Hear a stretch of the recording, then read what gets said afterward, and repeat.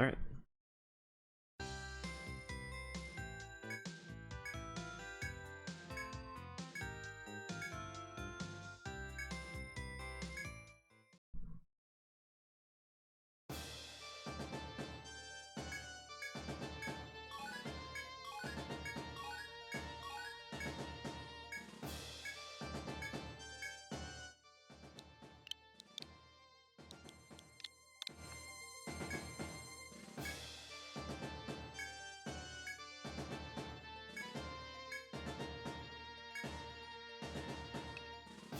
So in terms of like decisions,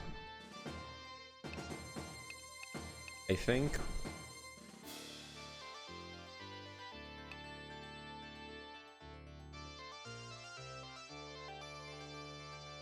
Royal Veil would be pretty good for sustain early on. And then with Royal Veil, I can go into regen, so I can also heal while walking. Although, if I do this, then I end up losing a character slot, which I don't know if I really want that idea. The sustain is nice. I don't know how good the sustain is though, but it could be a potential setup.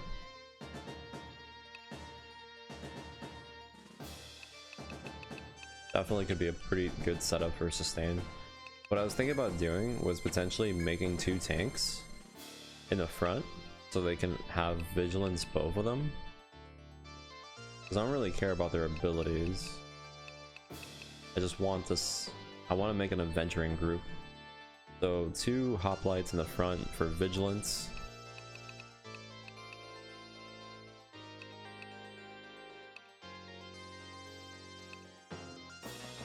I guess I could increase spear damage and make them like offensive tanks, sort of. Because I mean, they're not really going to be tanking. Although I could make them a tank for the bosses, but I'm not sure. But just for mobs, I mean, I guess I could make them spear users. That could be probably a good idea. And then I think I'm going to bring 1 farmer with me, just so I can actually have the ability to return 2. Yeah, because it's 15 TP for level 1. Just having the ability to return town without wasting $100 early game should be pretty useful. And then that's 3 characters. I'm missing 2. I could potentially set up my mages and do the same strat that I did in the first game. They don't have poison, but they do have more gimmicks going for them. Dark Ether would be pretty useful to get.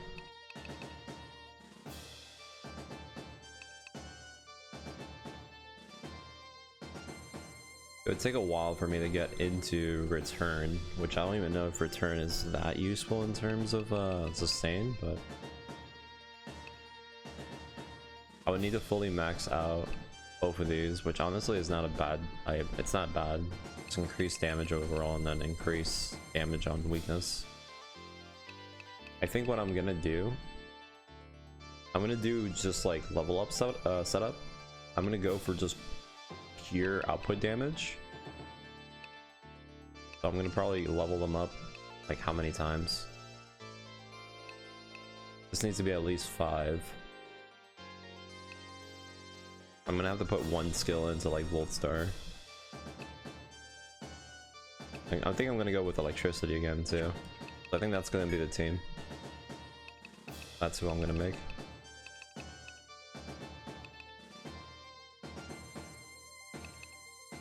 Yeah.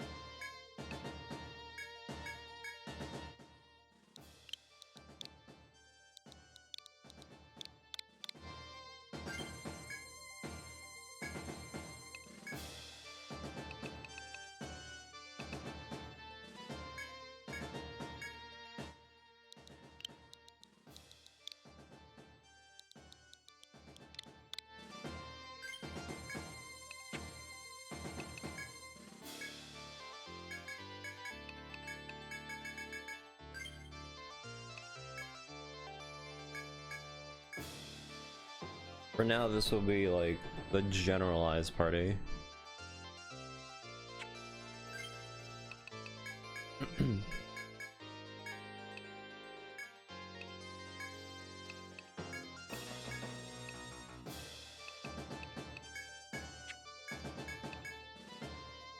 Yeah. So I'll start putting points into Volt so I can start getting into the AoE. Pretty much.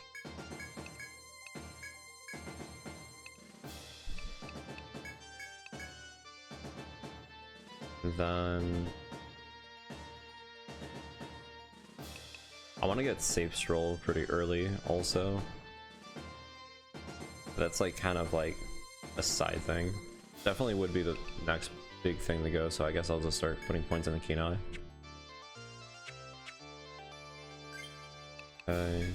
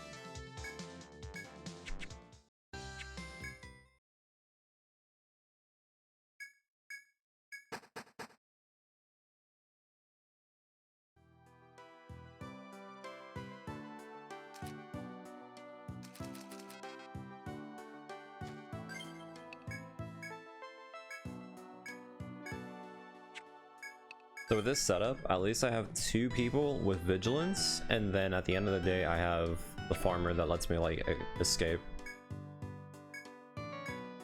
So at least in terms of exploration, I feel like we should do pretty well to some degree.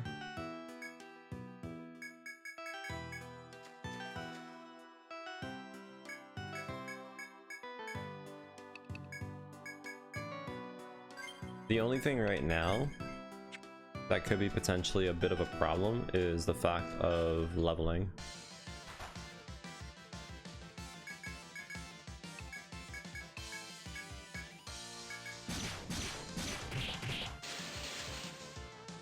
I missed? What? I missed both my attacks. What? I've never seen magic miss. That's kind of concerning. Like literally throughout the whole series, I don't think I've ever seen magic miss once. I think I even made a comment at one point where I said in the first game where magic basically was really nice because it didn't have the factor of potentially missing.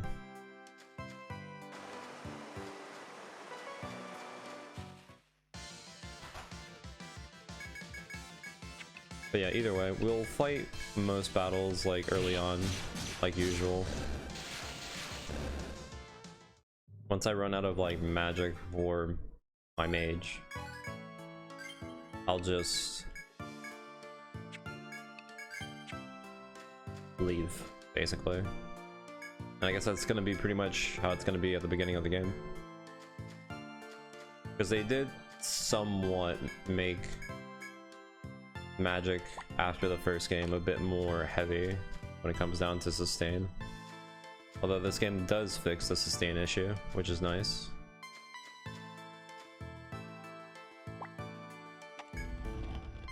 The second game didn't have any actual like means or reason to even fix sustain. They just basically nerfed mage and they just left it like that.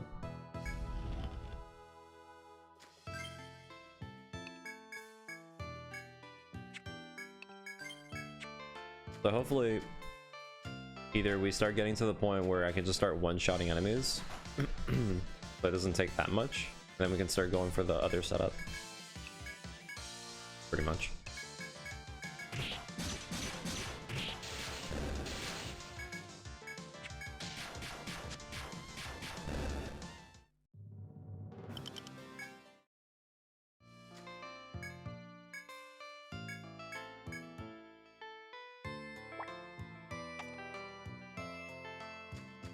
Oh, I have a farmer. The farmer is basically the new troubadour. He's Farmer John. What, would you want me to call him McDonald? That could also work as a name. Yeah, last stream was like pretty early in the morning, and we didn't really get that far. Since I'm basically going to be doing a long stream today, since I somewhat slept. Might as well.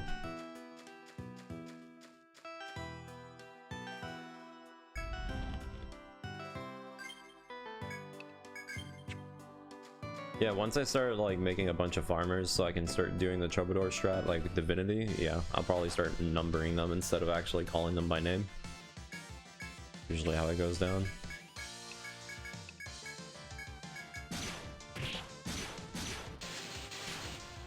Dude, that's kind of crazy that you actually miss magic in this game. Kind of often.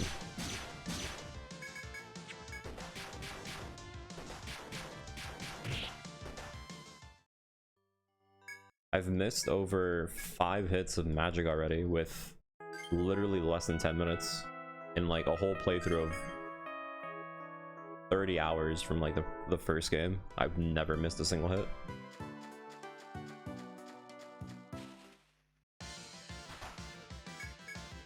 That's so weird.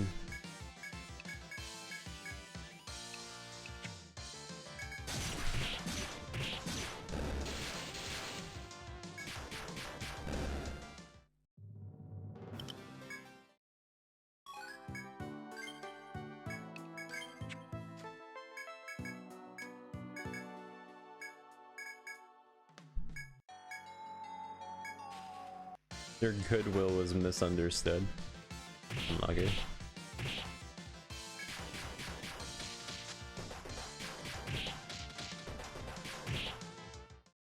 I mean, I think that's anyone that plays the game first time. This is my first time playing this game, but I mean, if you play the other games in this series, should probably have an idea of what is effective or not.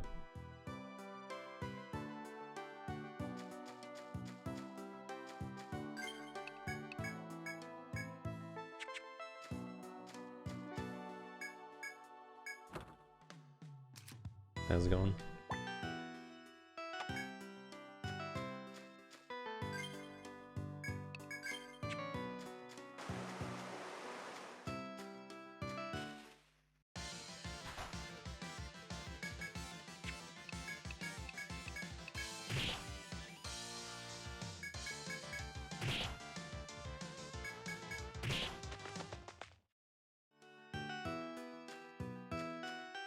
I'll just map out the place and die.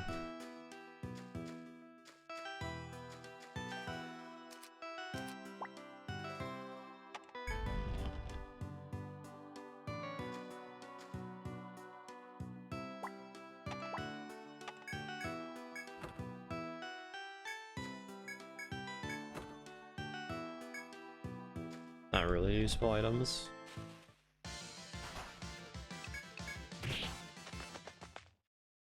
John surviving.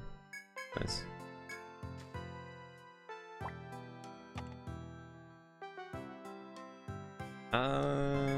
Nah, I'll die still.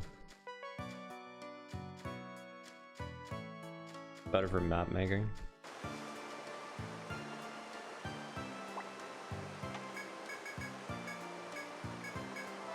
This is the wrong spot.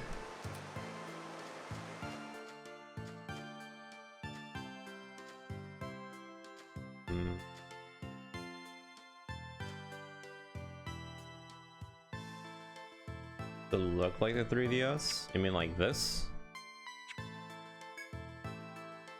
No.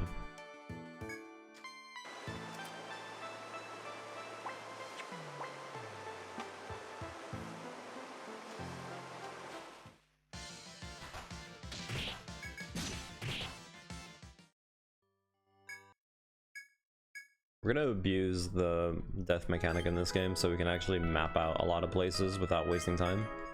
Or resources, I guess.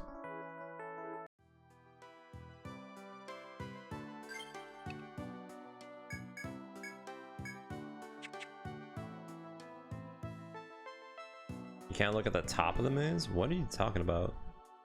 What? You mean look up? Or you mean like change the floor? Because yeah, that's a normal thing.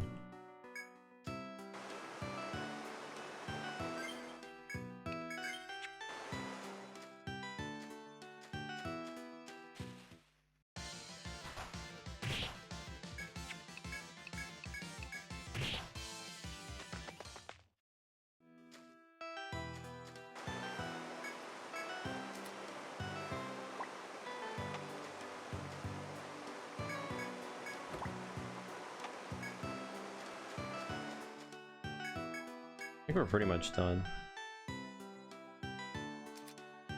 Literally the PC and the controller is the same thing. The only difference is like you have a mouse rather than your controller. It's literally the same thing. I would argue I'd probably rather have it on the Switch than PC because I can literally play the game wherever I want versus the PC I have to like sit there. And plus you have touchscreen on the Switch, so it's not that big of a deal.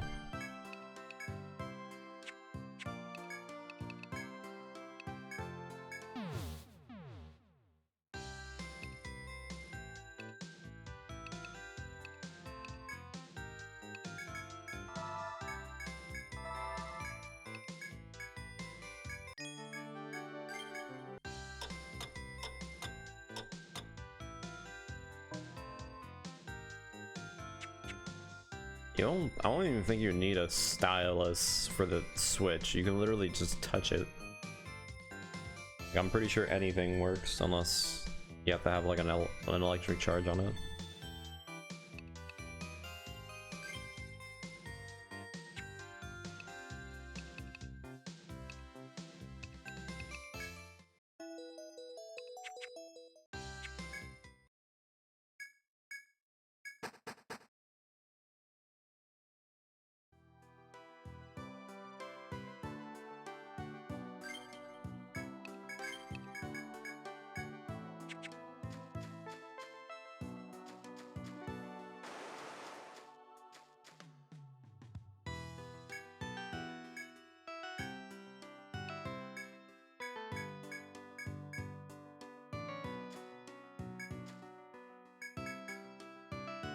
Oh yeah, I forgot I have to go and talk.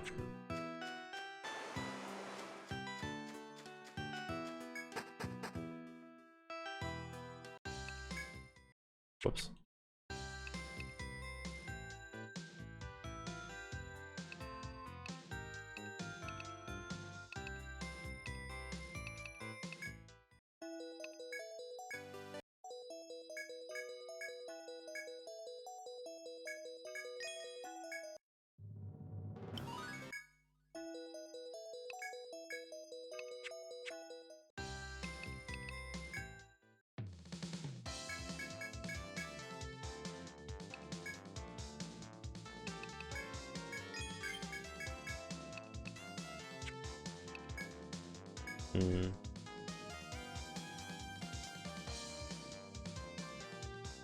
I could give him a sword. So I can give him the blind status.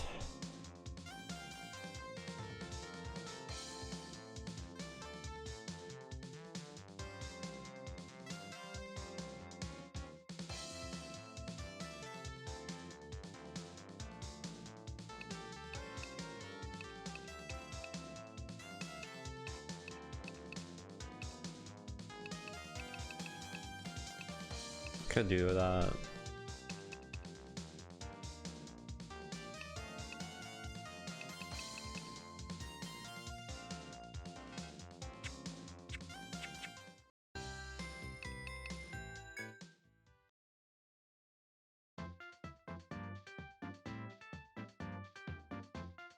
I mean, I don't know why you want to manually look around when there's like literally nothing to look around to.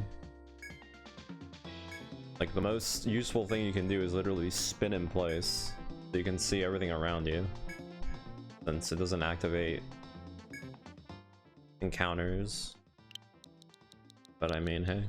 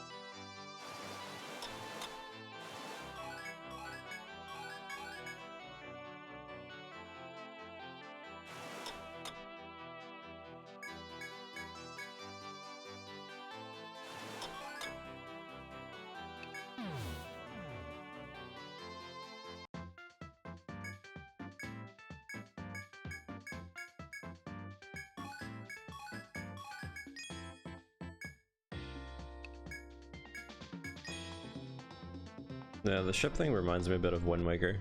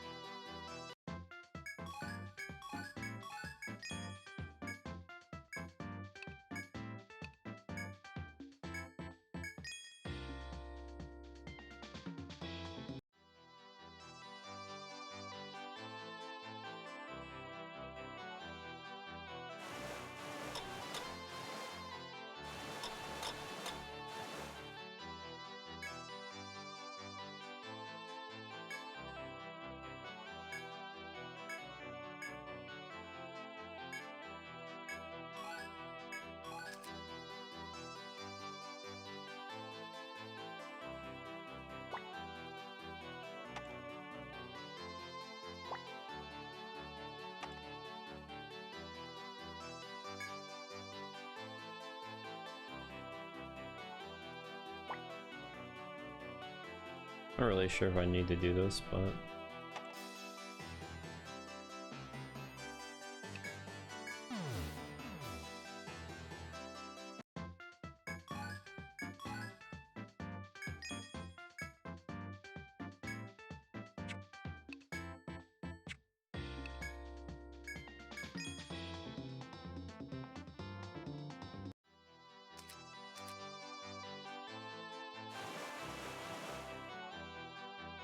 alright, they want nothing.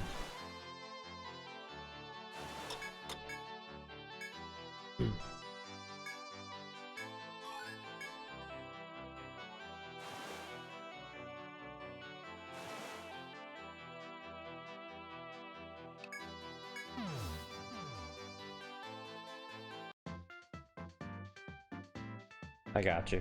Here we can talk again.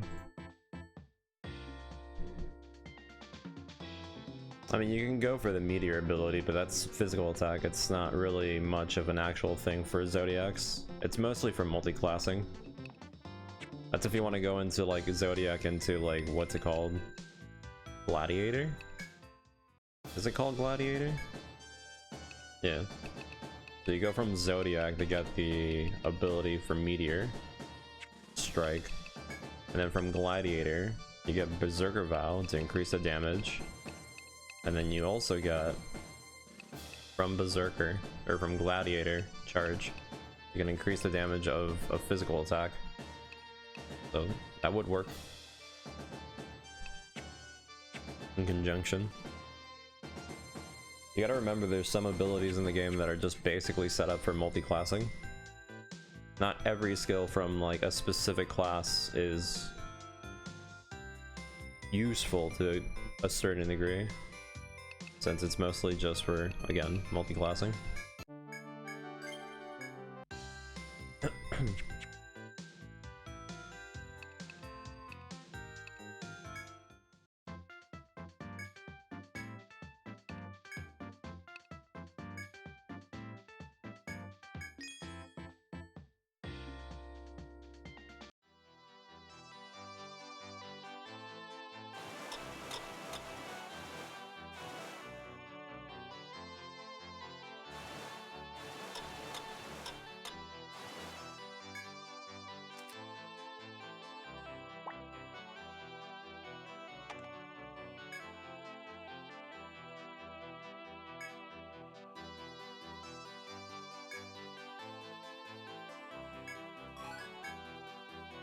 Dolphin statue.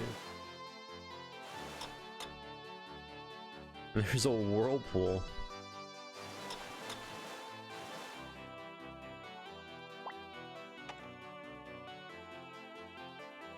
Okay.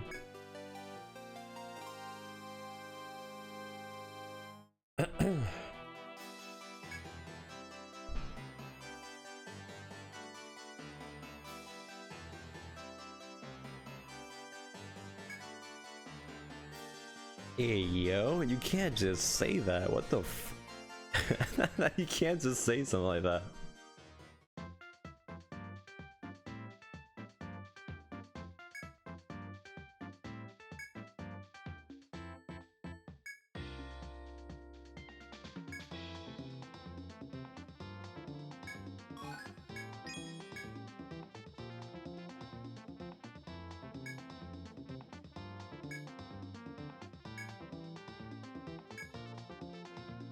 I love how literally in almost all these games, every time you're just some guild that does the adventuring, and then as soon as you manage to find anything that is remotely dangerous, they go, "Oh, we have a bunch of hot-blooded adventurers ready for murder, ready to go out and kill anything that needs to be killed." And then they're like, "Oh, but if you want, you can try to help us, you know, because we might not be able to do it."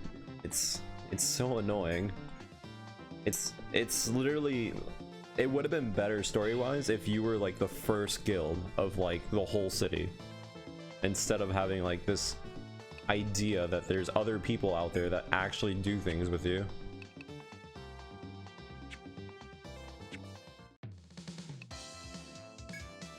No, I'm not talking about that. I'm talking about the shopkeep comment. I'm talking about the shopkeep comment.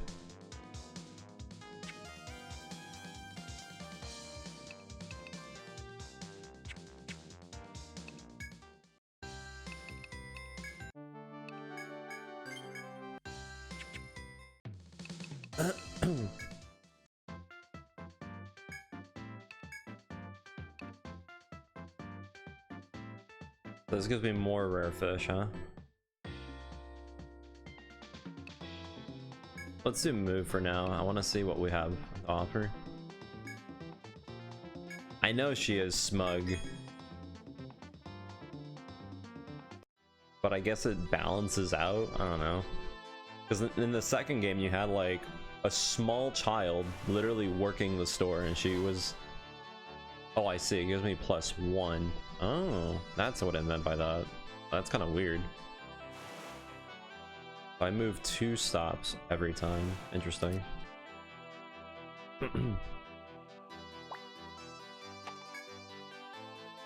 But yeah, the first game, it was some girl that was like somewhat half naked, just literally there being as the shopkeep.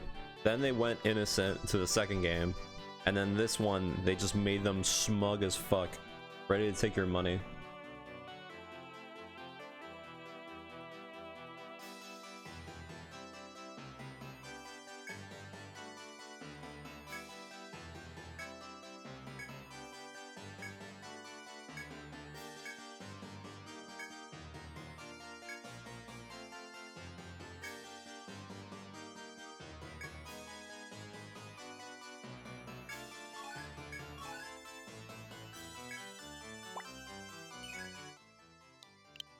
Or label this just in case like it actually matters. Well, I'm never gonna be playing Nexus unless they like port it over, so.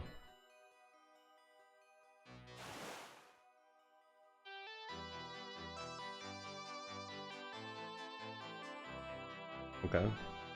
Nothing.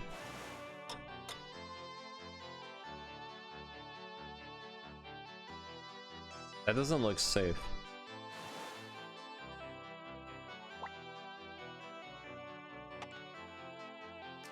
Actually, you know, any island that has like nothing, I'll just not mark it.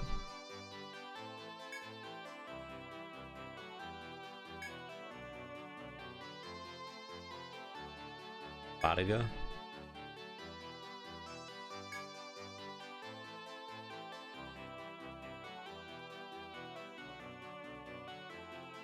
No, I'm literally only playing this because I bought the collection. That's quite literally it.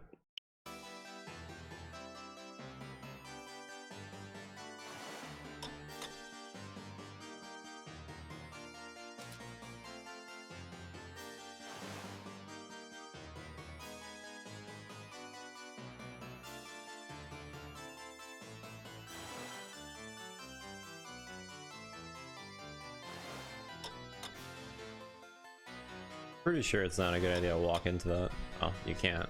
Never mind. It's just garbage.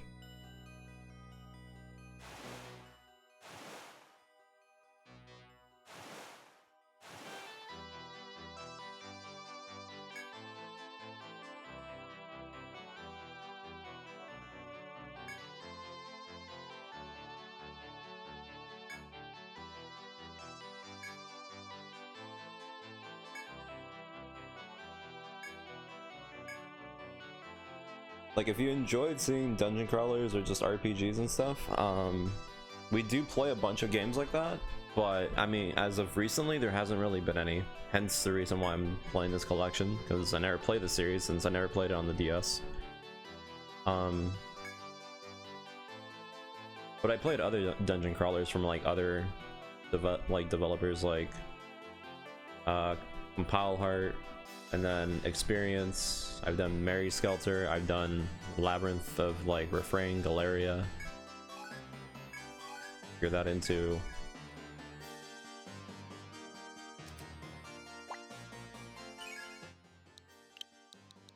dungeon crawlers. Like, once we're done with this game, I basically will start playing the Mega Man Legacy Collection Battle Network. We already did the first game for 100%, but then I stopped it because this game came out. I wanted to take a break from it.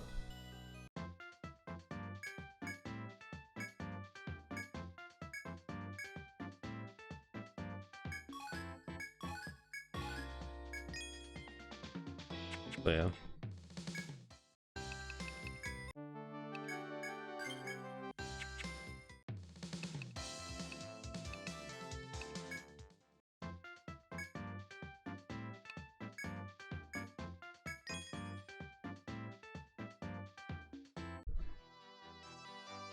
Let's try exploring a bit more, see if I can find anything.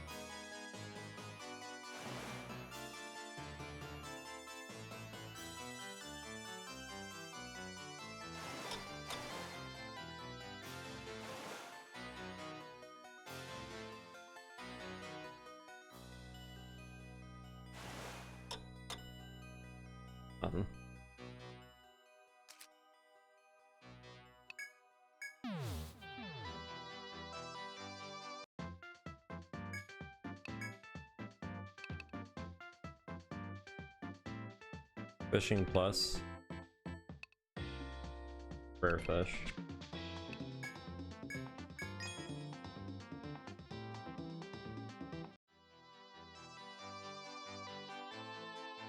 Let me see if I can actually make it to that one spot. Seems like it's just covered in whirlpools.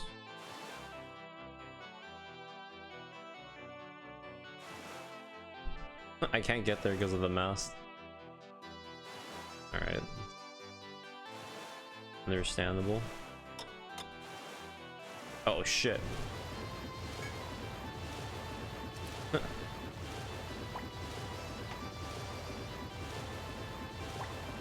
Alright, so that's what happens when you get hit by a whirlpool.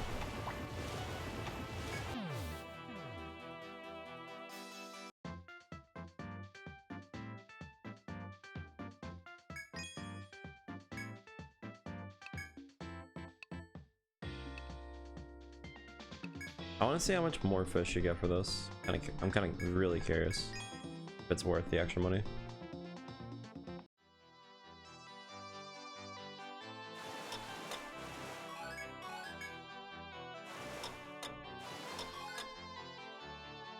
You also caught an additional 3.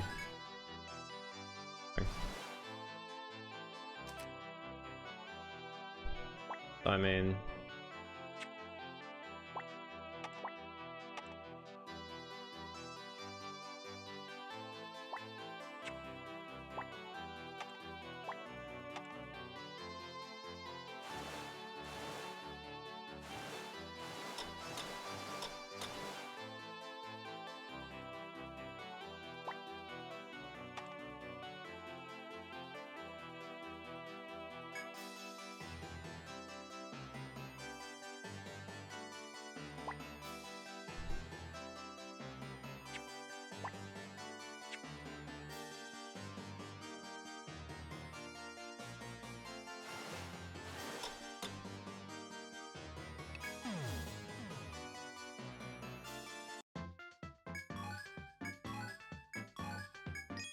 $164 together, but yeah, that doesn't really even out my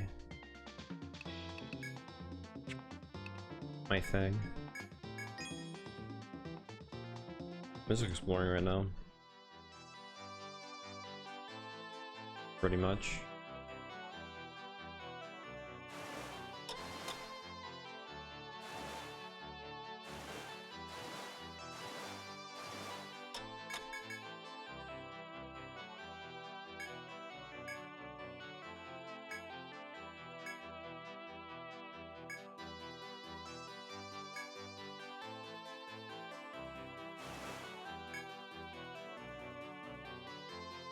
Skull Island.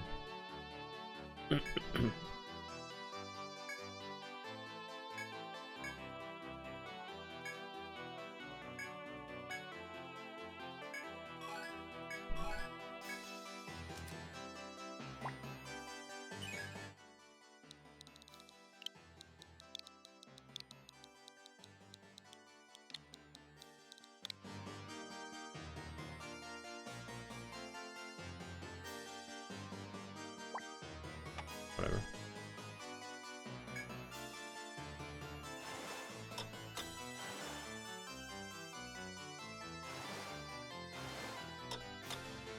Having the ability to like move 2 at a time is a bit annoying. A little bit. Because it potentially has an issue of making like turns.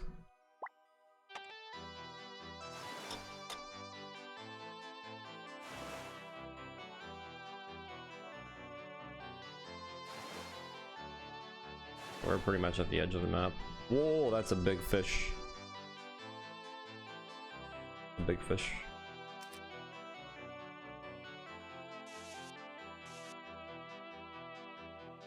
Huge fish.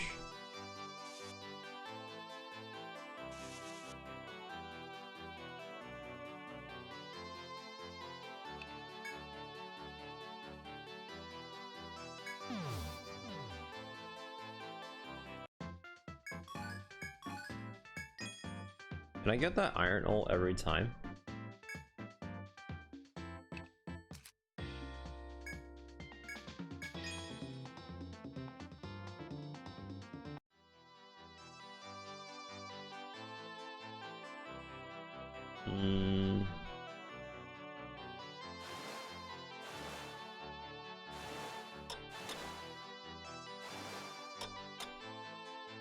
It seems like it goes straight into that one area.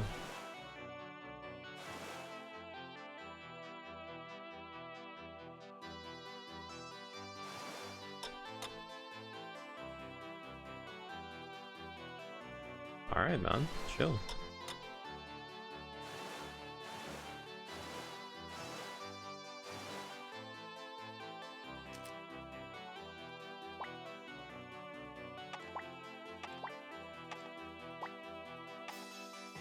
But yeah, ever since the first game, we've been pretty much speeding up on how fast we move when it comes down to like some of the areas. The only thing that really kind of slows us down is pretty much just, well, in the second game, the thing that slowed us down was the fact that we couldn't level up from foes, so I had to basically manually level. Which, I mean, wasn't that bad since we just did a Troubadour strat, but still.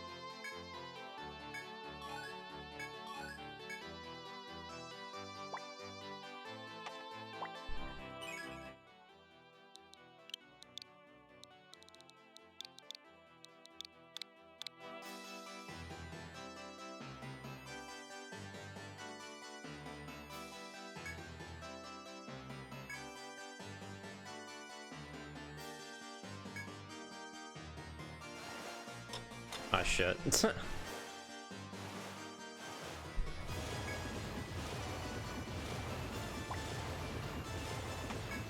Didn't take into account the two-step.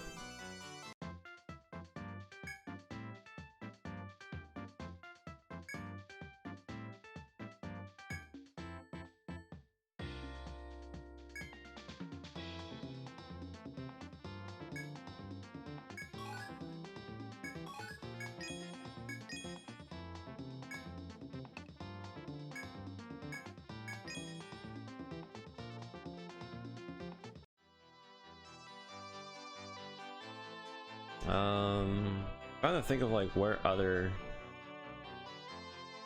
I guess I can go this way. I can go to the top right. Okay, maybe not this route though. Yeah, not this route.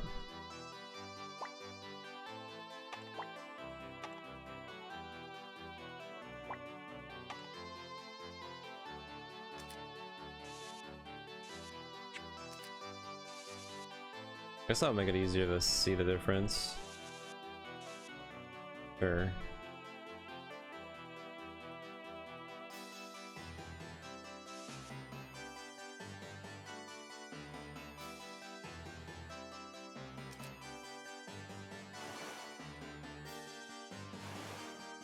No, what? Waste of turns.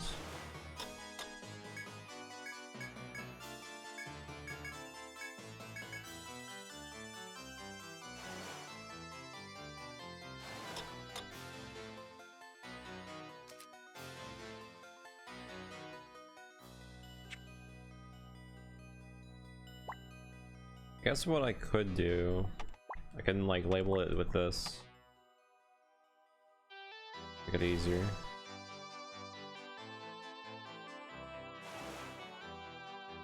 That definitely seems like something I want to go to.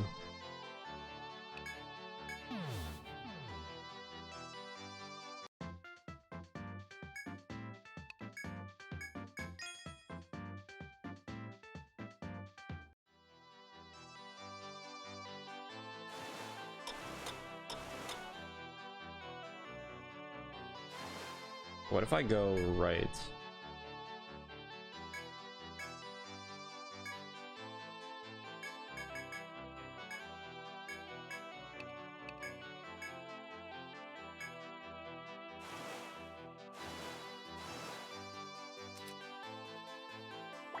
Okay.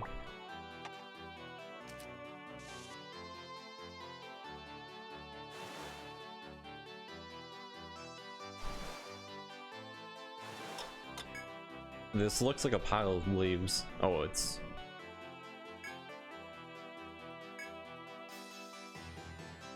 New batch of raisins. Is this what you were talking about?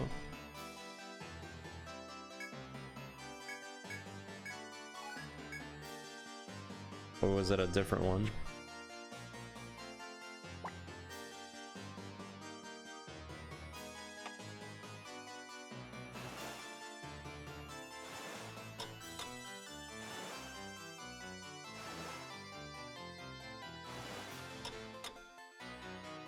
Oh, was that one?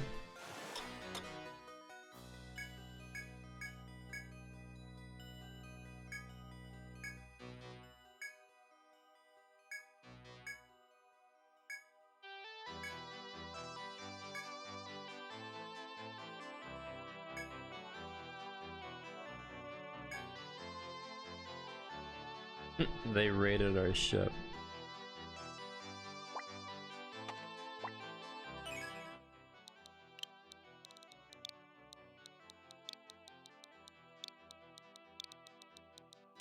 Monkey Nut. What? Why is Monkey Nut monkeyish monkey pod Nintendo? Hey yo. What?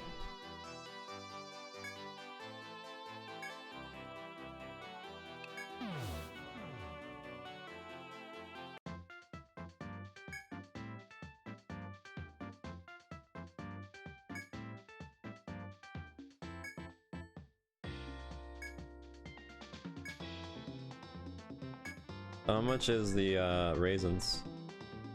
Oh nice, that's really good. Super cheap. 30 less. Let's go.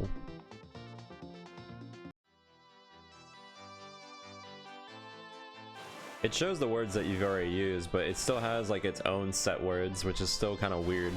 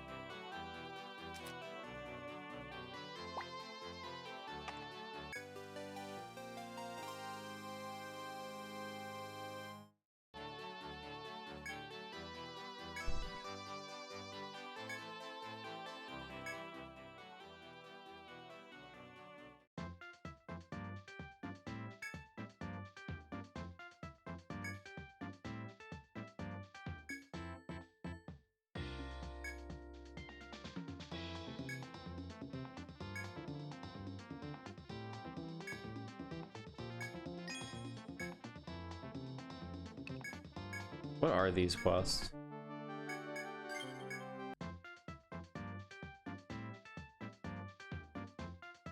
Wait, are these repeatable quests, or are these like quests that I have to do?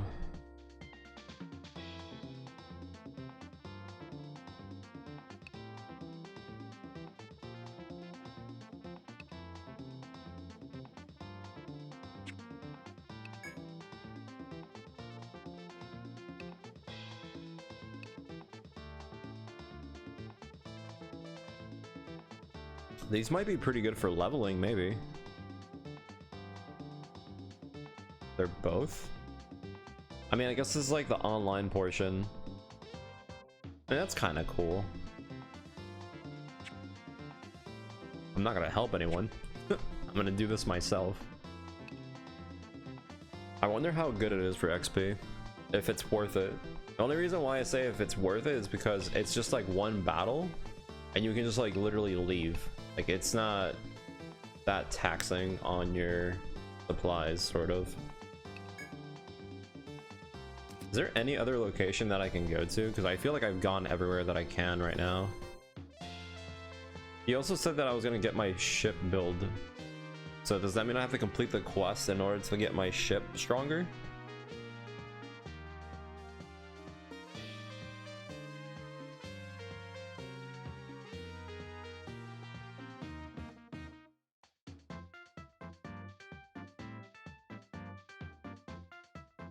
You get NPC adventures. I'm assuming that's because like if you don't play online, they add like an extra character for you or something, maybe. So each one has a unique reward, and if you repeat the process, you get a different reward. Is it always the same reward though? Like if I complete one mission and then I complete it a second time, it gives me like a sword. Is it going to continuously give me a sword, or is it just going to like pick out an item from like a pool?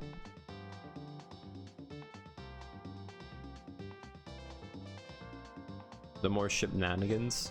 Yeah, but like, because right now the only thing I've done is like literally explore the water and like get better food, which is understandable, but it did say something along the lines like if I actually upgraded my ship, I can go through the reef.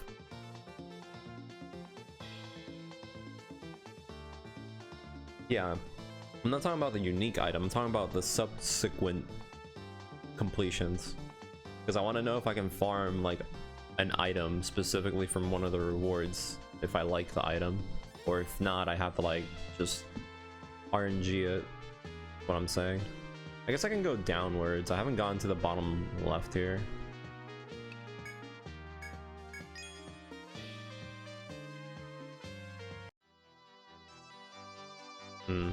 Okay then.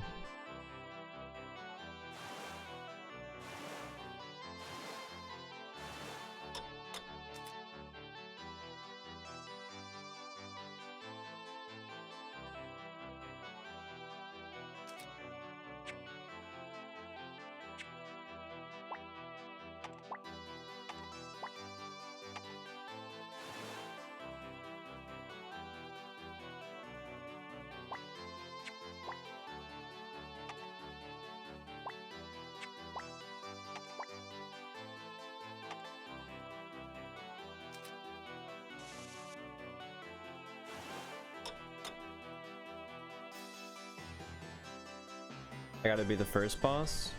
As in the first boss of the labyrinth and not the ship quest.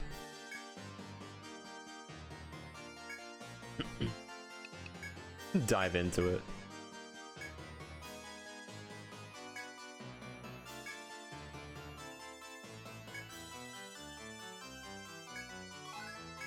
I got a turtle. Let's go. It's fine. Of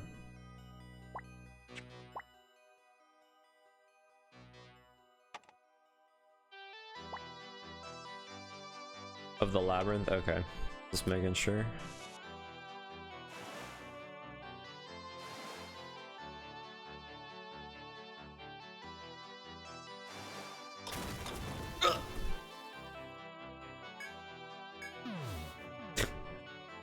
I just want to imagine that happen as abruptly.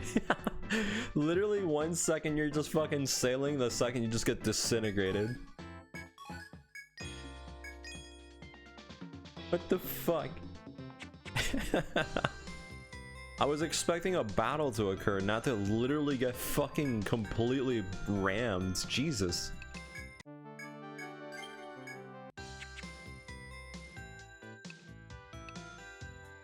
Alright, so that's a thing. Understandable.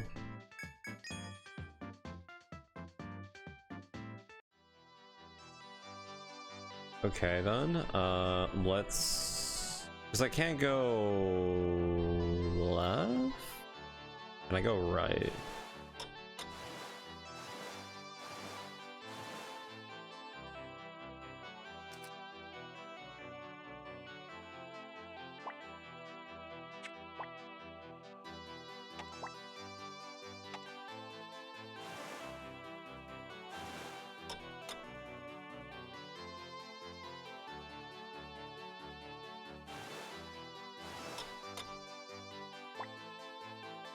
Oh. It sees me. So you're telling me it just literally chases me down until it rams the fuck out of my ship? Just like that?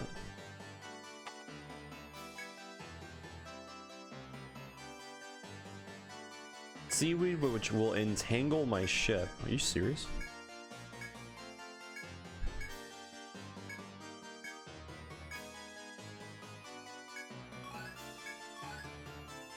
Screw pine fruit. Bro, who the fuck would call a fruit screw pine? It sounds like a pine cone is literally going to fucking screw with your intestines.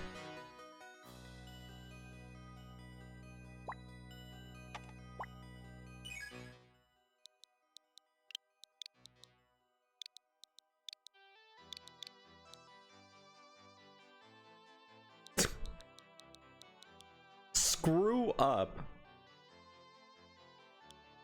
Screwdriver, screwing, screws. Why screw up?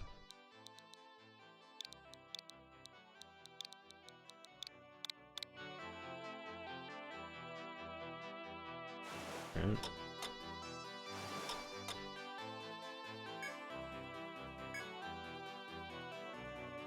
A baby whale.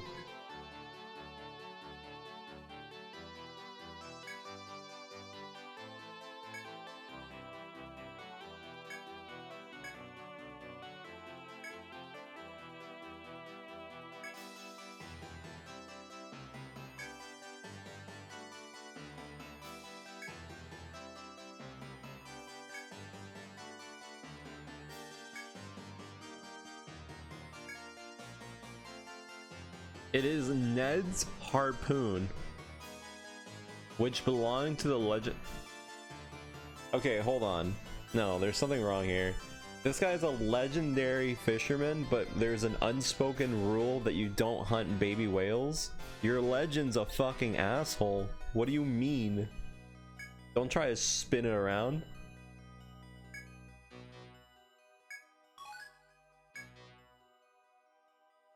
Literally just said that it is not, it's frowned upon, and they're like, but wait, it's legendary guy that, okay. Makes sense.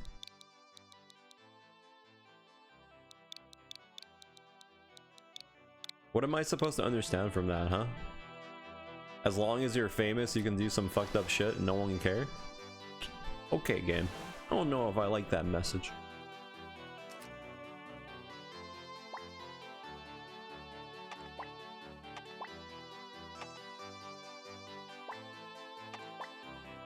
God, there's so much fucking seaweed everywhere.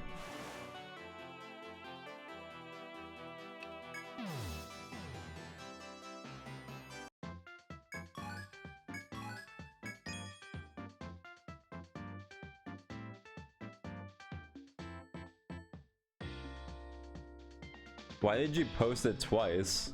Wait, what? Did you copy and paste that? Wait, never mind. Wait, what? Wait, is Twitch glitching out, or did you actually just... Did you put the same mess... You had a Wi-Fi hiccup? What? That's a thing? I've never seen a message lag like that before. That's so weird. A gigantic harpoon. So I'm guessing this is for like hunting the big fish that we saw.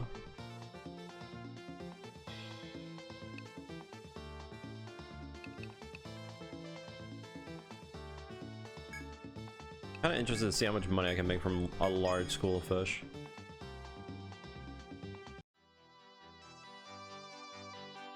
So a large school of fish is literally just makes a longer chain. Okay. I'm guessing that's where we can get whales. I can try.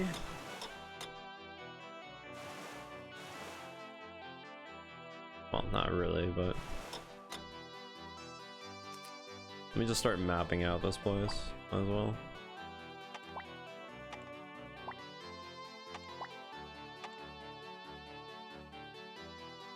Jesus. A bunch of fucking seaweed, dude.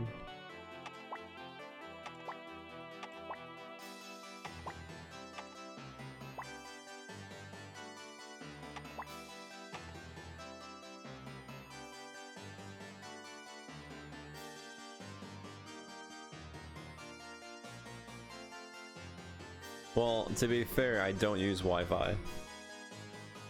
I always use Ethernet cables regardless. Even on my Switch, I don't use Wi-Fi. Like, look. You see the top right? It has no signal? That's because Wi-Fi is not turned on. It literally either is connected to the Ethernet cable or not connected. I ain't no Wi-Fi warrior, alright? I'm not about that life. Sorry.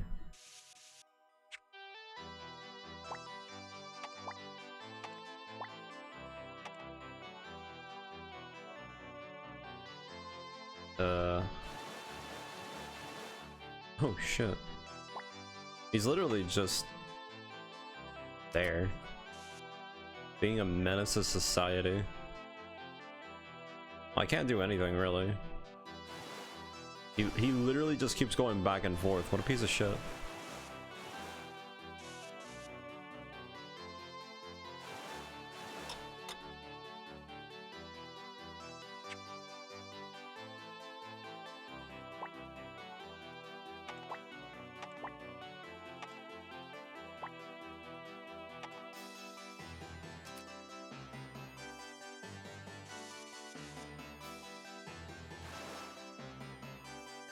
No.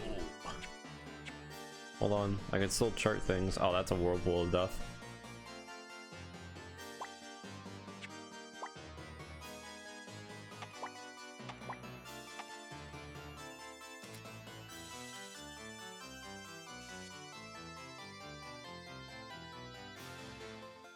Wait.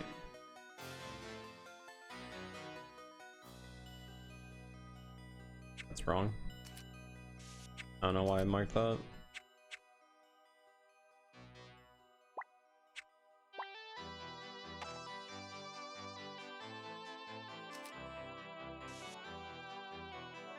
Then over here we have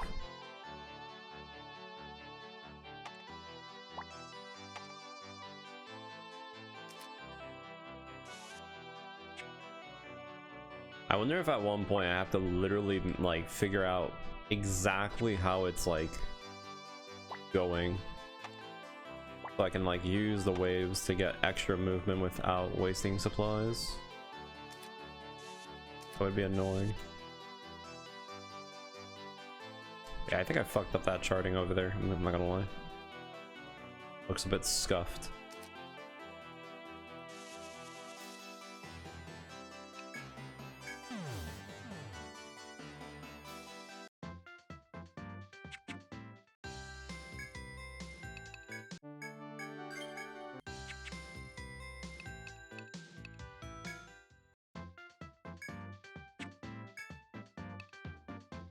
Yeah, the fishing school didn't really do anything. Alright, let's go back to exploring.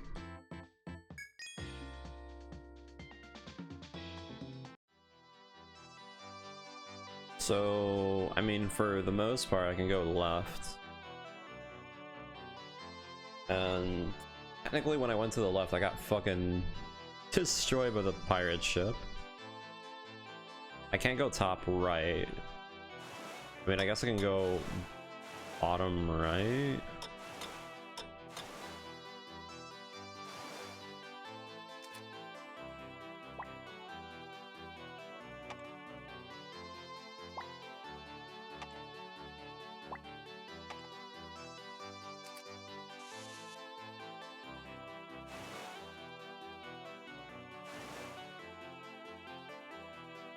Oh, I'm in an odd situation here, am I?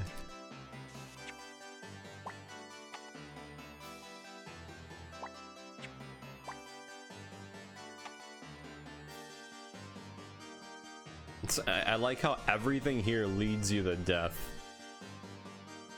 Actually.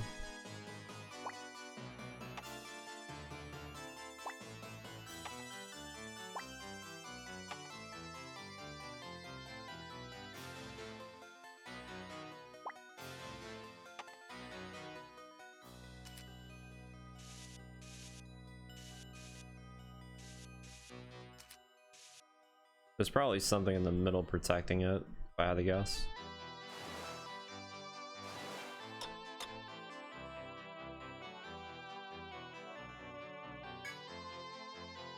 Literally surrounded by whirlpools.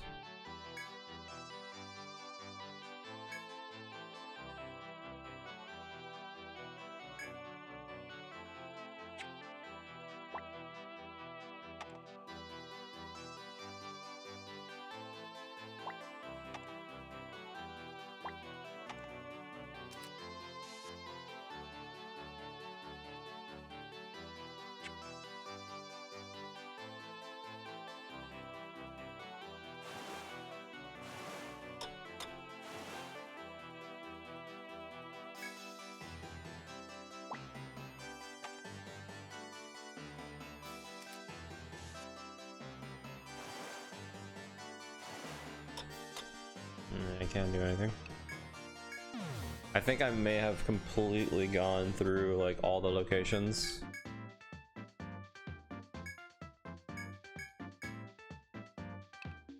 In the area.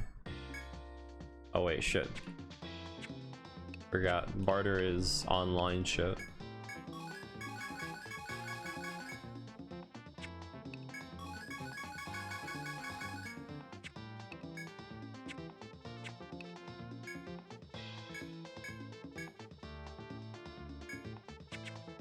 Alright, let's go back to the labyrinth.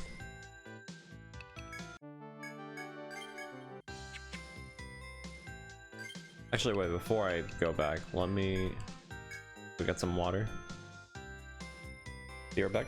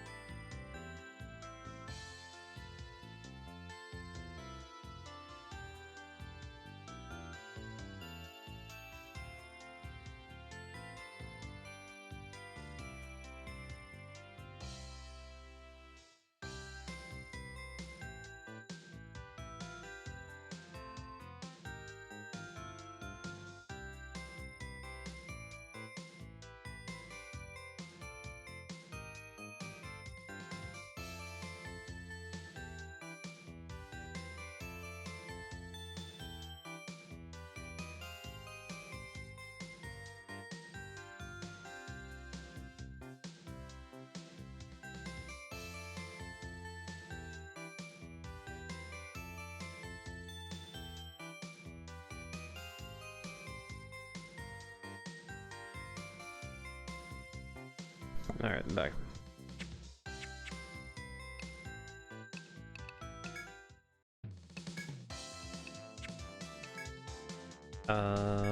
What should we go for? 38 damage. I can also get 38 damage from this, but this gives me potential for another stat.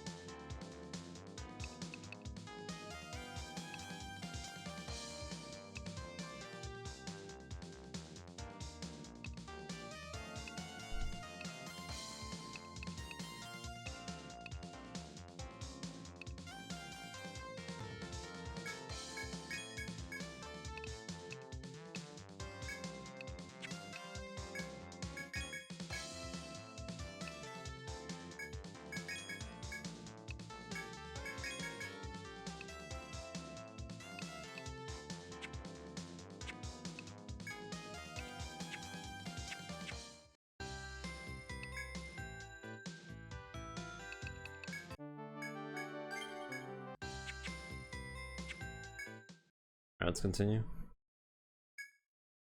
Oh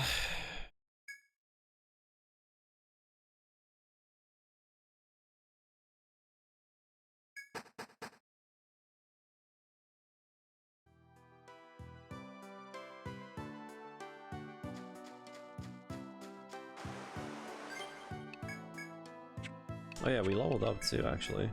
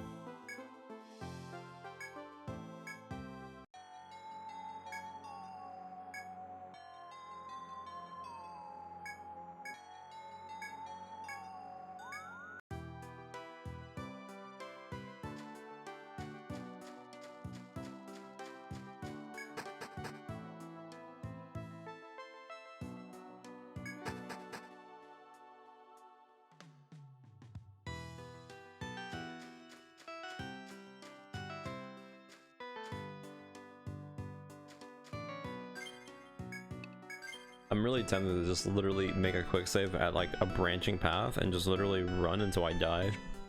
Then I can just literally like know exactly where I'm going.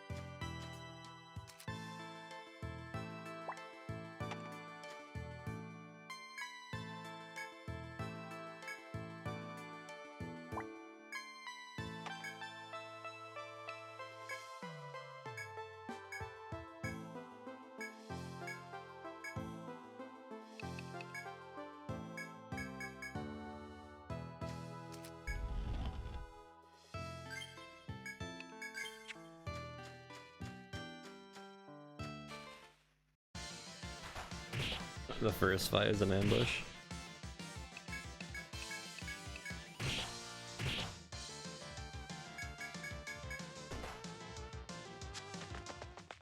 Jesus.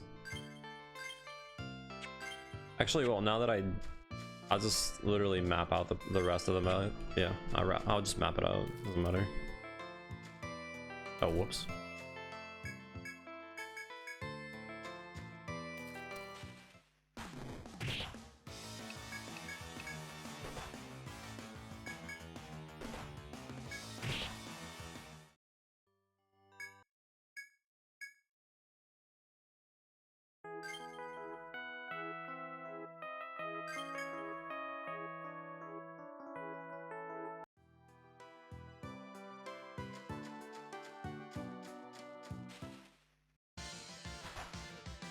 Well, they didn't get blindsided. But that's fine. Let's make the save here.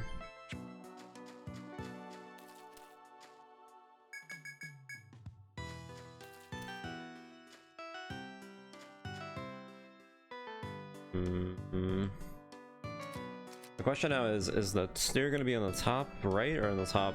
Well, I guess it's not going to be on the top right. We're already past that.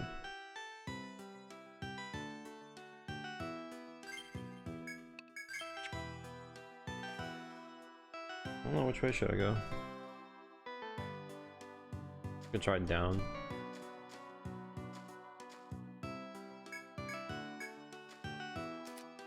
What is this?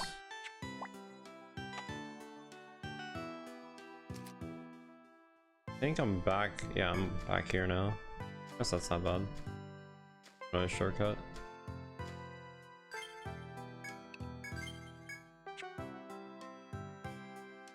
Definitely though, I'm gonna have to figure out what I'm gonna do when it comes down to getting like experience for sure.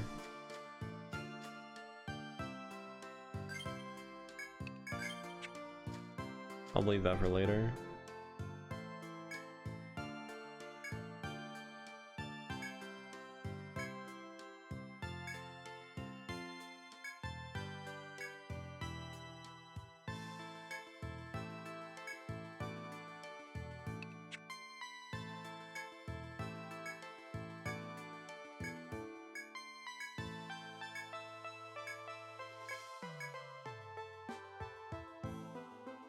Okay.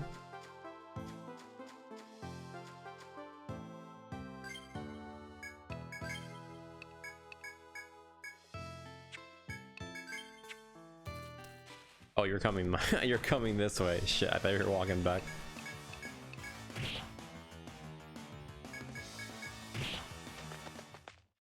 That's fine.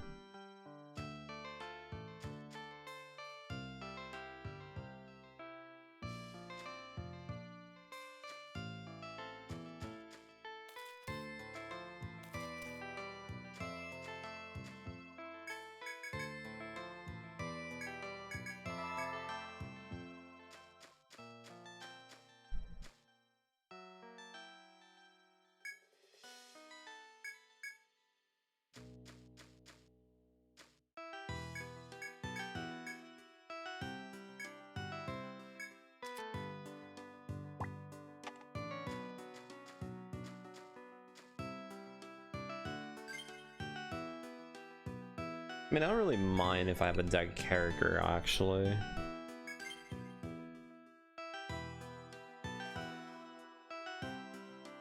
I don't mind at all.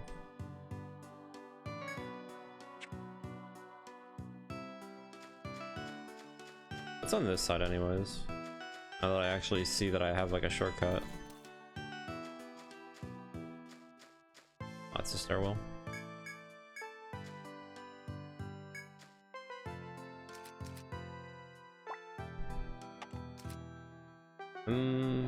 We don't really have that many shortcuts into this place though. There's probably another shortcut nearby that I can use.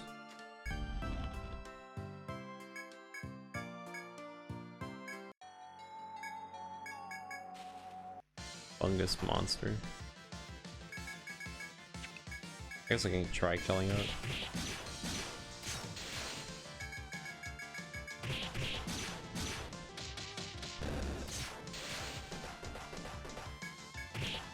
These guys are the new Venom fly. Alright.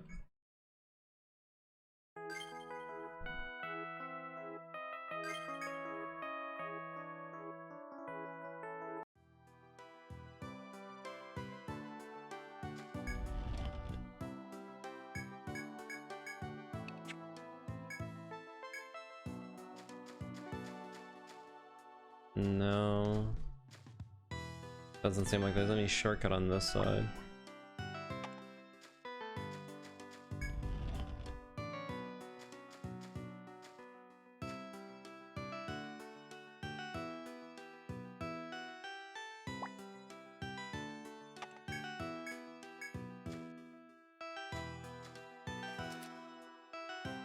I mean, that's pretty good for a shortcut, actually.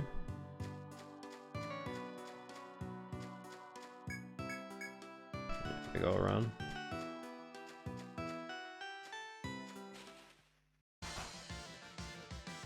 Stupid links.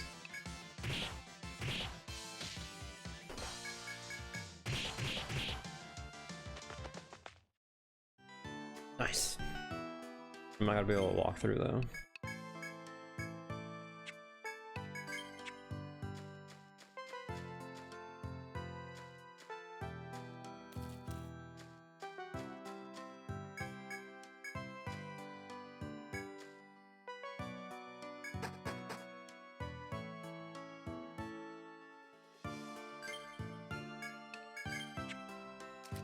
I'm running out of Stalker for Vigilance.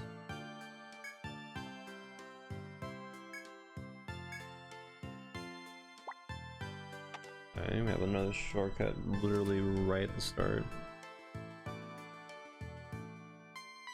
Let's see how far we can go. We're getting into like trouble.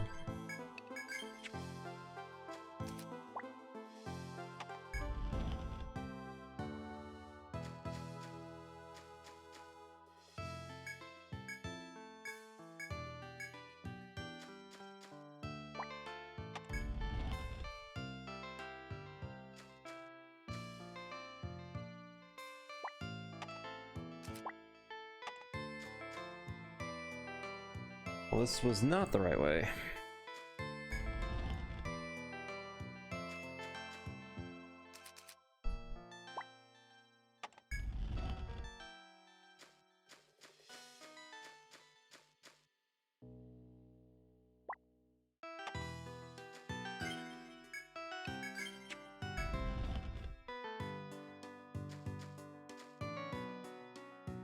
Three times the charm.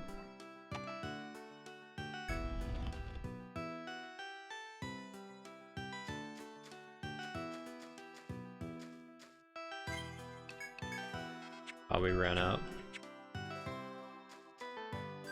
Okay, now is when things get somewhat messy. Why is it always the links? Literally every time the links just shows up. What a bastard.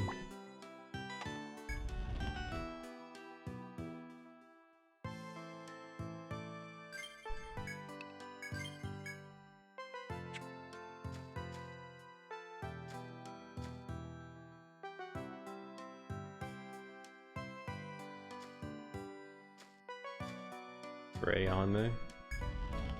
I'm not doing that.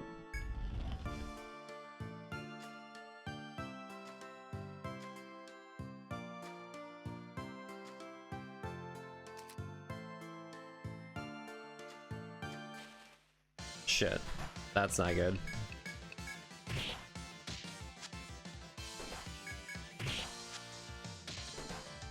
Oh.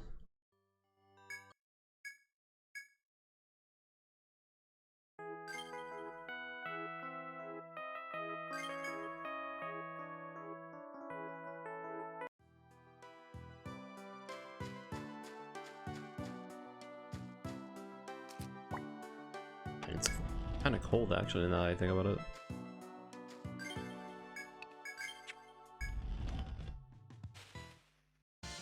Seriously?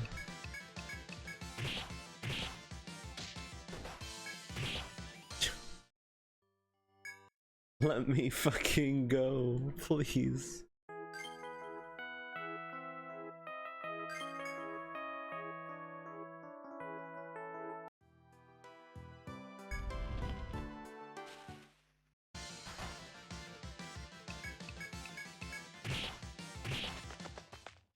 There we go. Easy.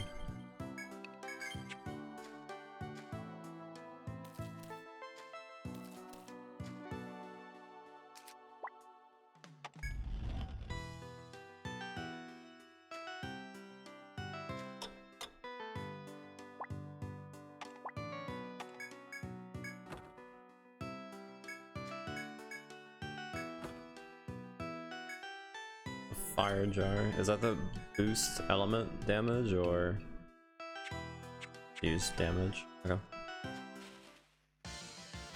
Why, God? Come on. Unlucky. Now having vigilance is such a pain in the ass just for exploring. Disgusting. I'm kind of sad they nerfed Stalker in this game to some degree.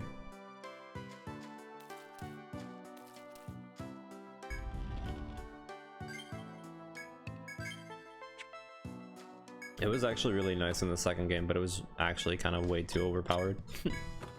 You just didn't fight anything, which was nice.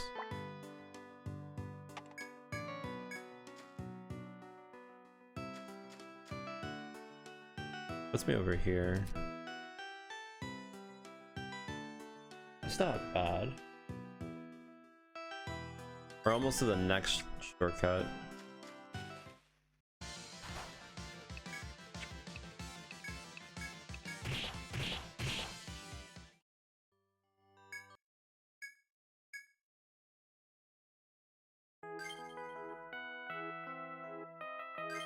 Like I said, the only thing that I want to do is just get as much of the map done, and then once I have that pretty much set up, it's pretty much finding a spot for leveling.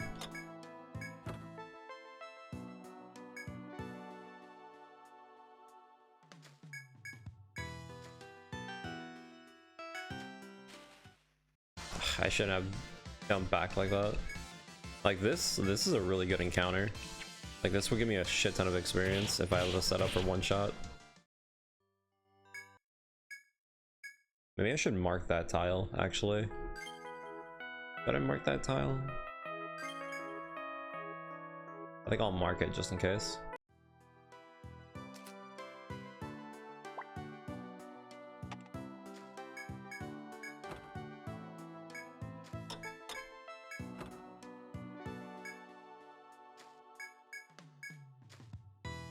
Alright, time to leave the dungeon. Oh no, I don't have any thread.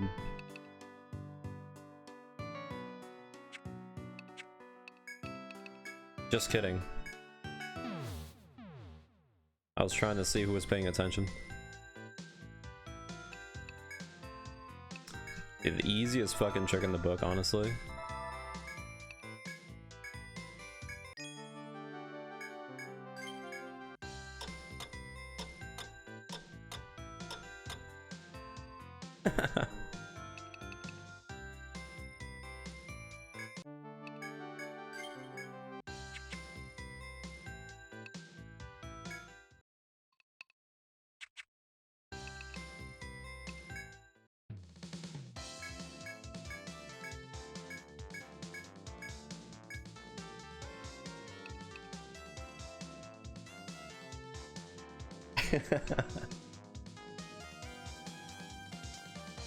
A gigapede?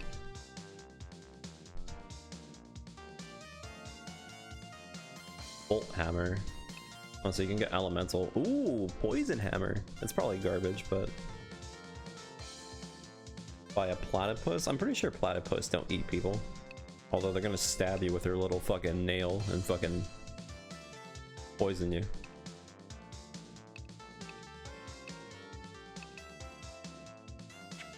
In that case, yes.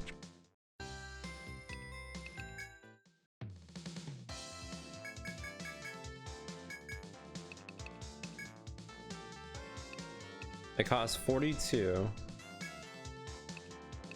Oh, that's pretty cool. I like that. How much is the attack up though? Wait, I have to test this. Well, I already finished Etrian Odyssey, so I mean...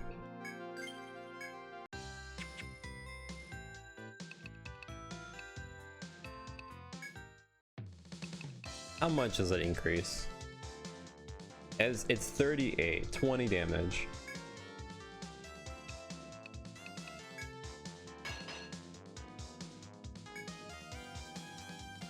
Nah.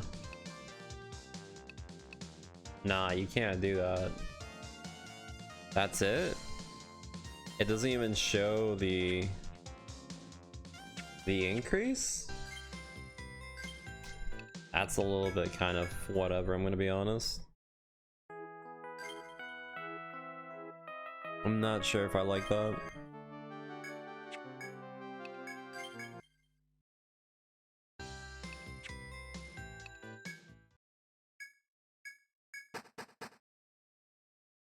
I at least figure there would be something like nice.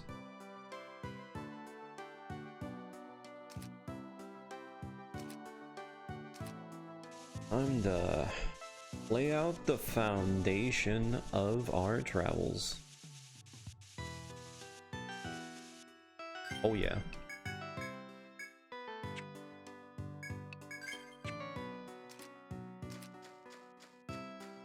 I might take this game a little bit slower than I did with the second game, because like the second game we've literally we finished it in like 3 days.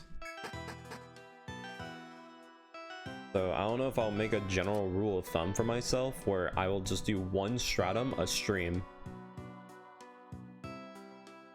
I don't know if that's a good idea, but it will make the game last a bit longer. Because once we're done with this game, the only thing we have left is the Mega Man Battle Network Legacy Collection until like Final Fantasy 16. And yeah.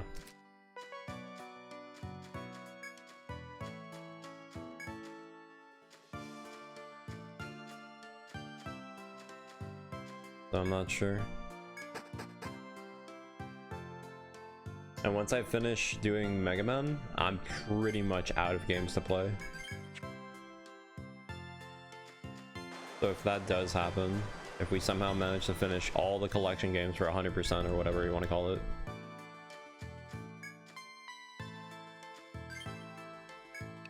we're pretty much gonna have to go back to just either looking for games on sale or I don't know.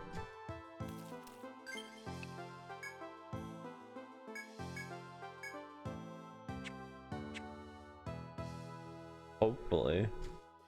The thing about the Mega Man games, they're pretty short. Like one full game takes like less than 10 hours to finish.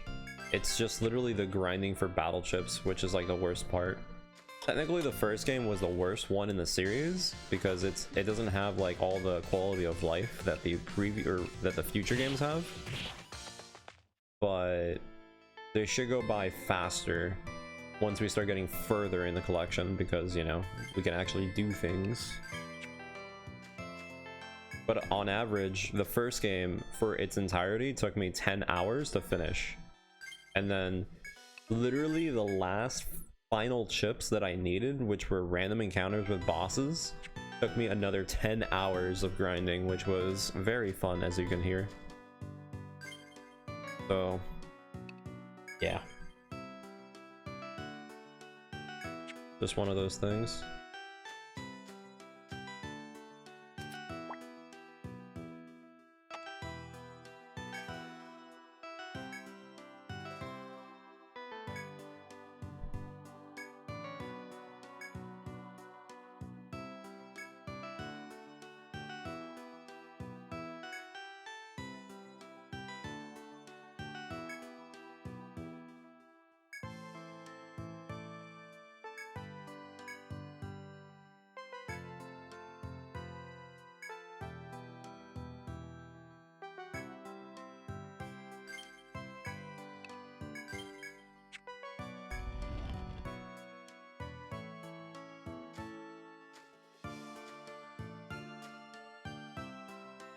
Or this thing can go over water. Oh.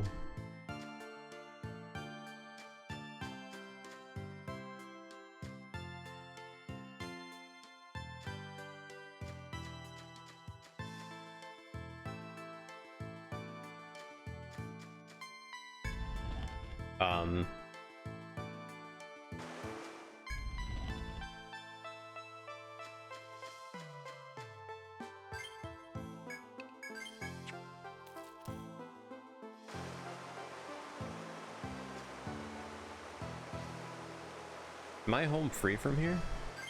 Wait. No, because he has to follow me. Yeah. They do the old walk around. Ah, shit. Wait a minute. No! I didn't mean to step on the mud.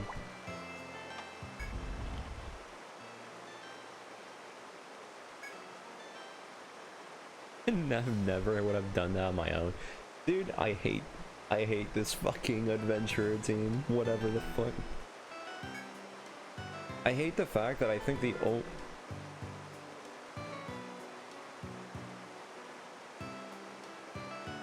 Oh, hold on, I got a text message from my friend. I hate the fact that all the adventures in this game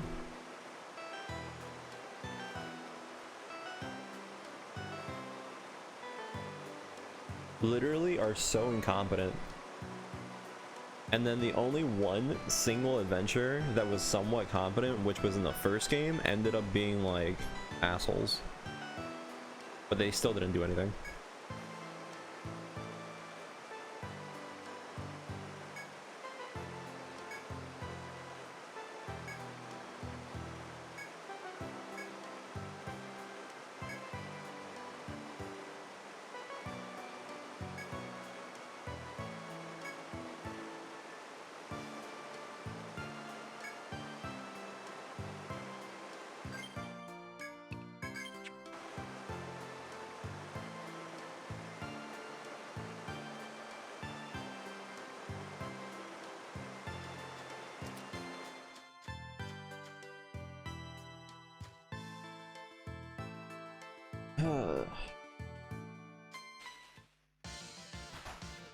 Two links? Okay.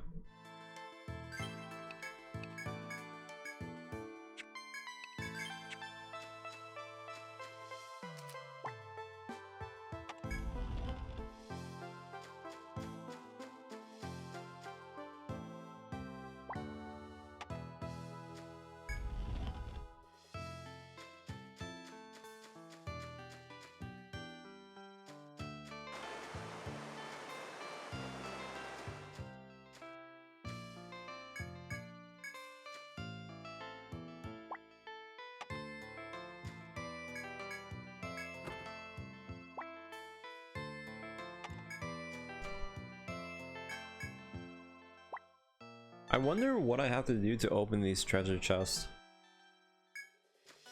I wonder if it's like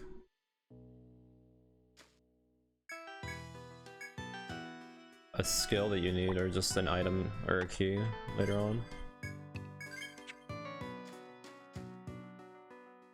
Oh nice, this leads back to the entrance. Perfect. Let me just map this out really quick.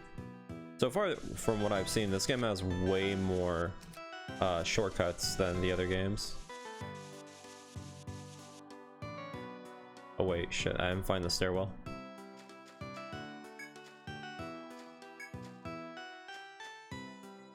Okay, just kidding, I found it. Oh no.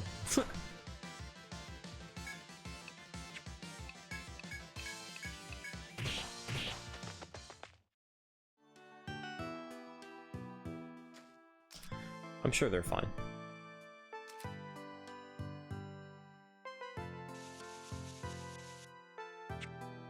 Sure they're fine. Why did I... Okay, well, as soon as I run out of vigilance, I'm pretty much screwed. And I have to walk back up.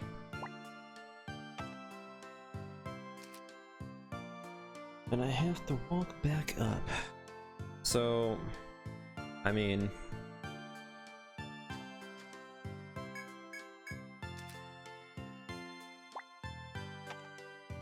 there's no way we're gonna get far. Oh.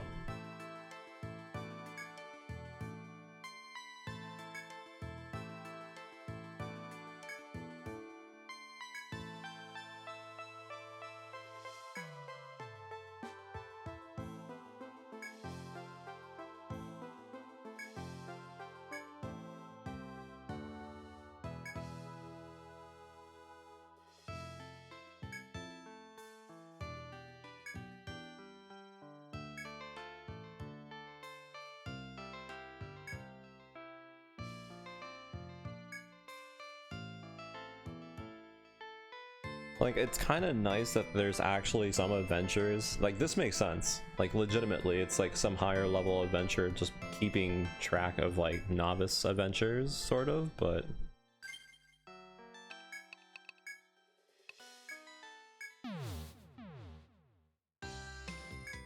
Dude, it's actually so old. Like, I'm actually gonna have to put on a hoodie.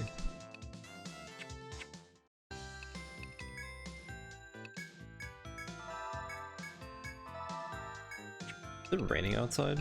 Maybe that's why it's like so cold.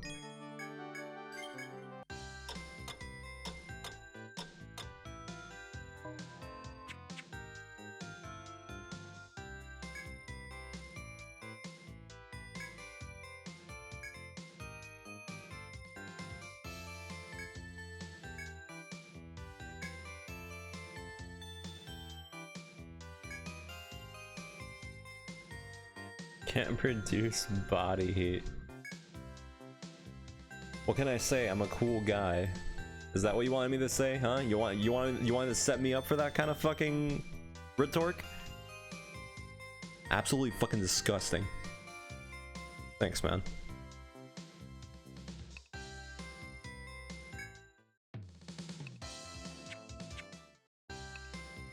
But you're gonna need a little bit more practice on your setup. That was a little bit too obvious.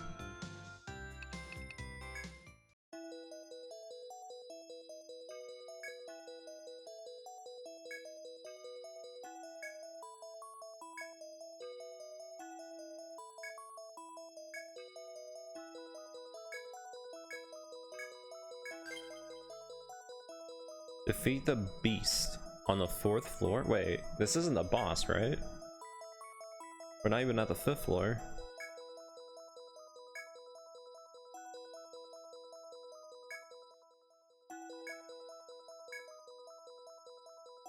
The giant cat. Wait, did they change it in this game? Are the bosses now on the 4th floor? Or on every odd number? Because it used to be on every 5th floor, so 5, 10. Or is there another boss on the 5th floor?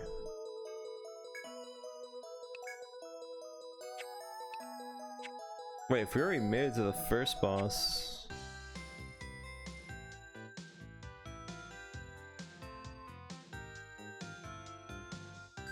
Wait, can I check my map? No, I can't check it right now. Hold on. I can check something to see if the game is different or not. You're not I mean, I'm pretty sure it will attack adventurers. Wait, never mind. 1, 2, 3, 4, 5, 6. So there is 6 stratums in this game. So it's still the same.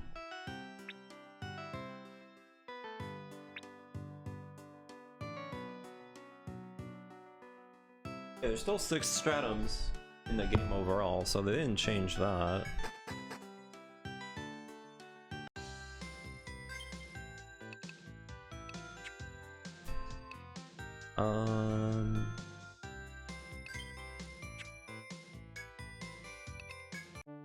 Well, I got the thing that the guy wanted. Alright, be right back. I'm gonna get myself a hoodie.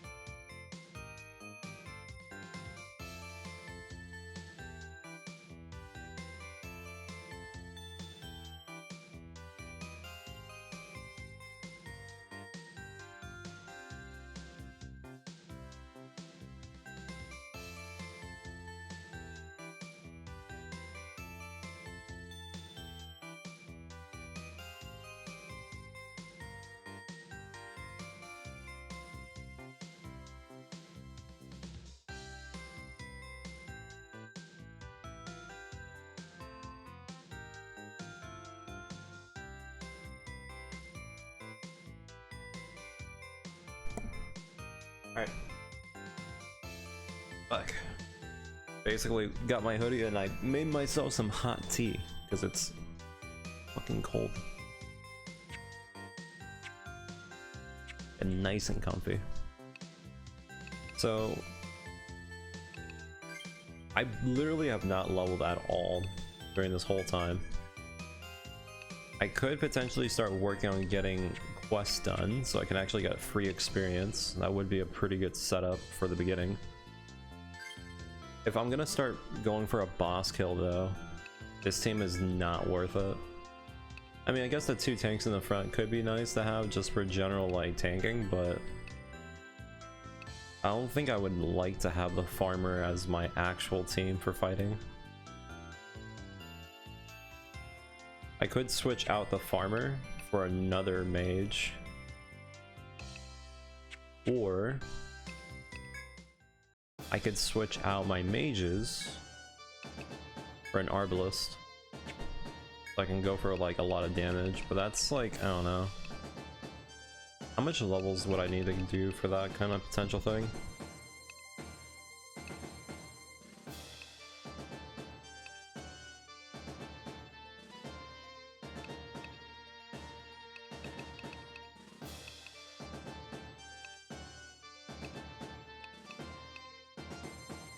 Strafe.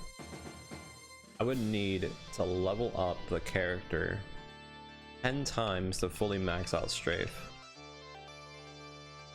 At level 10 I would have Strafe maxed out, which is not really completely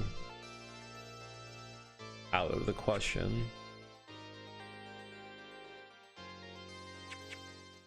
I'll keep the farmer just to like not waste money for now. But yeah, we'll do some of the quests so we can make some money.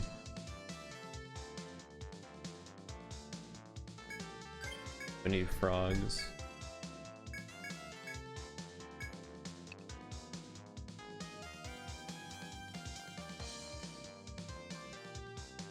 Is local Tannian?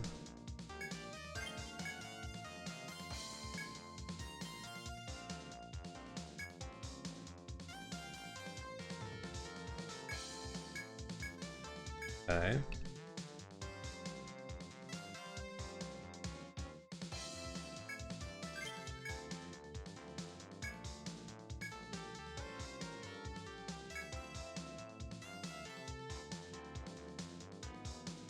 They only appear at night.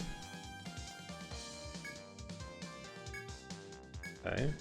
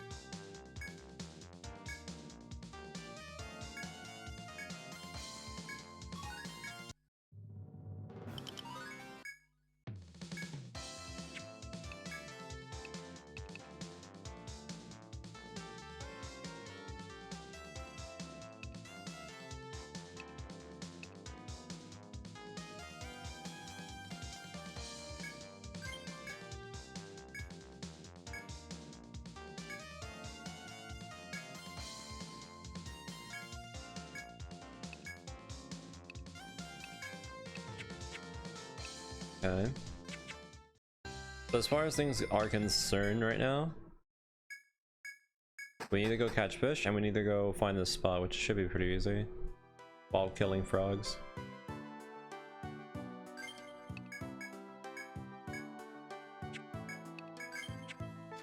But yeah, getting quest experience is nice. I wonder if it's proportional as you go through the game. That'd be really nice.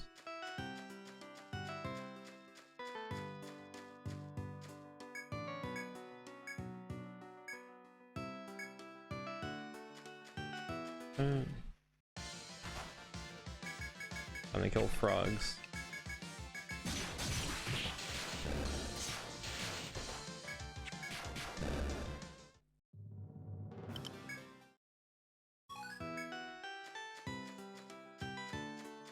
But yeah, having a farmer, I mean, I'm eventually going to make a team full of farmers just to do like power leveling strats, but I don't know.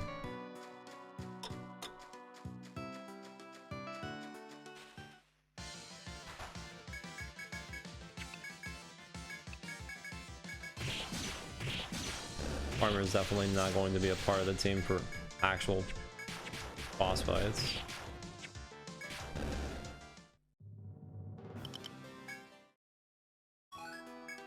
I think I need one more leg.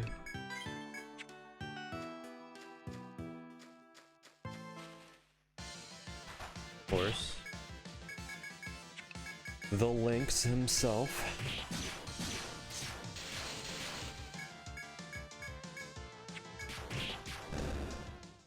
Had to kill someone.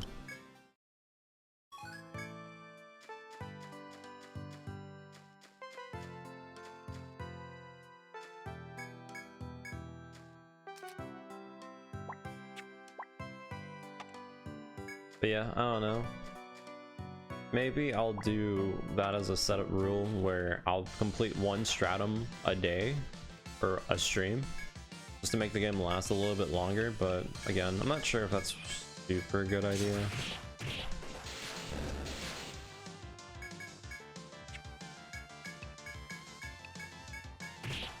It definitely will make the game a little bit longer.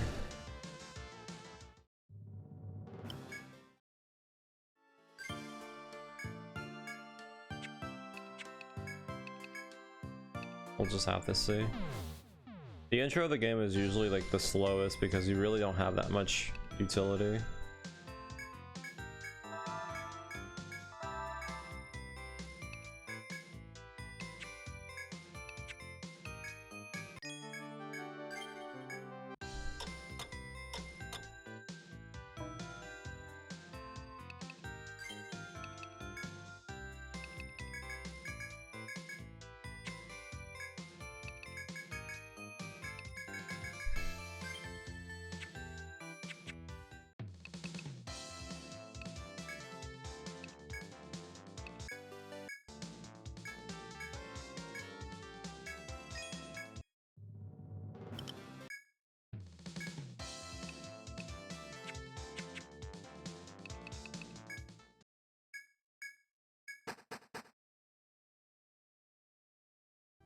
So hypothetically, the game will last 6 days, which is almost the first game.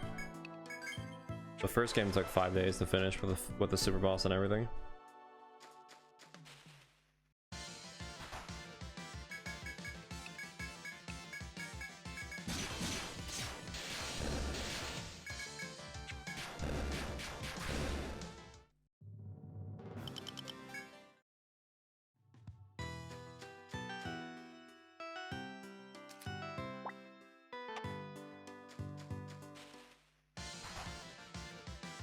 It seems like in this game the encounter rate is higher during the nighttime, which is nice.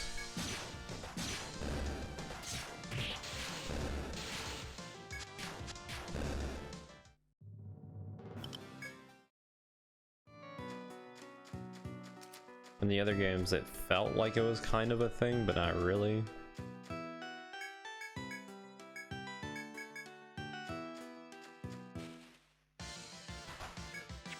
There's like no frogs anywhere.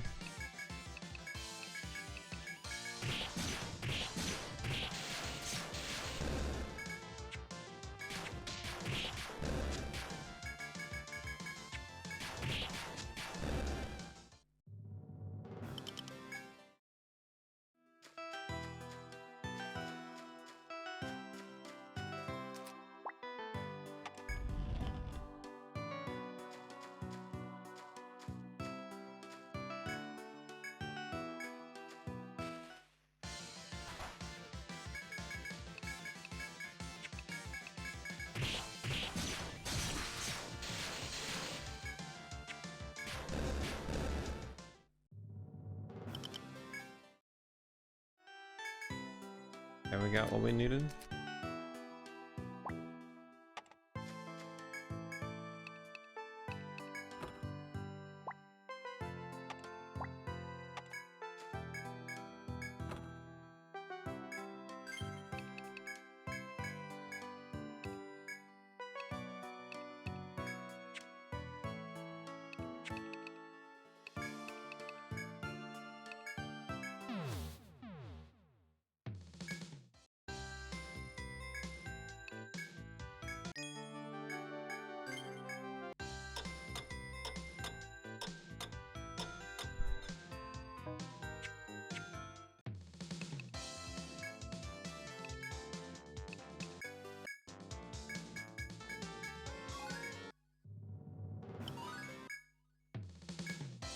Alright, time to go get the fish.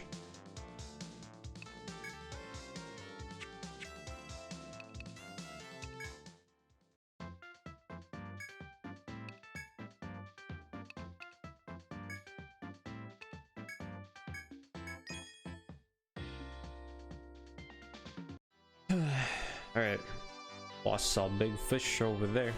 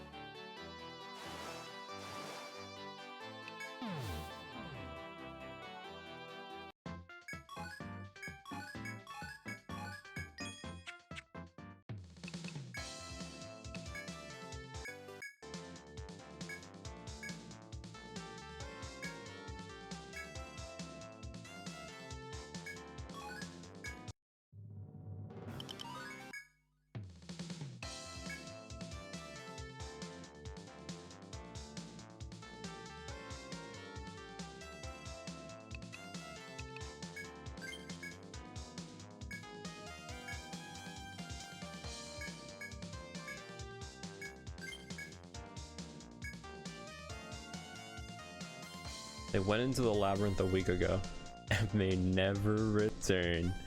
You never fucking sent a search team? Jesus.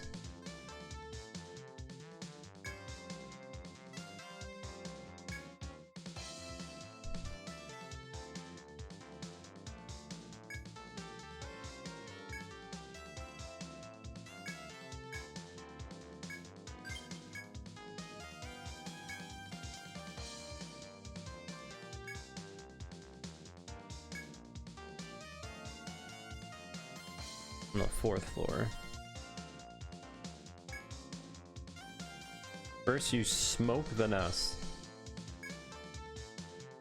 Then you must climb and cut the nest off the branch.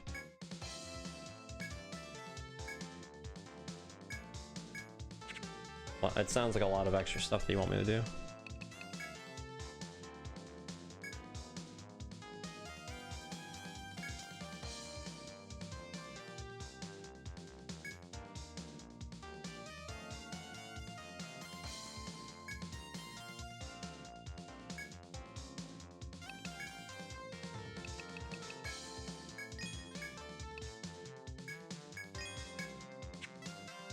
Okay.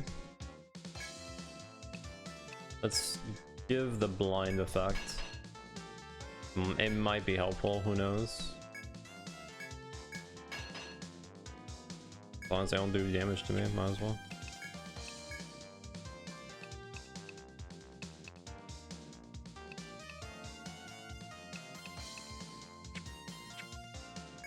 What accessories do we have?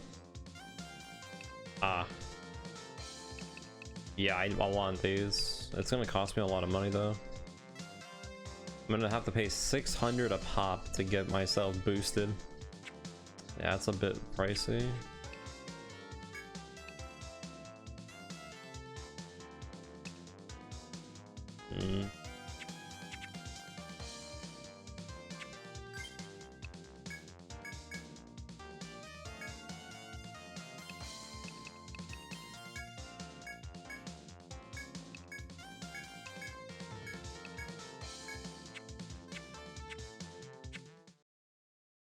Okay, so now comes the tricky part.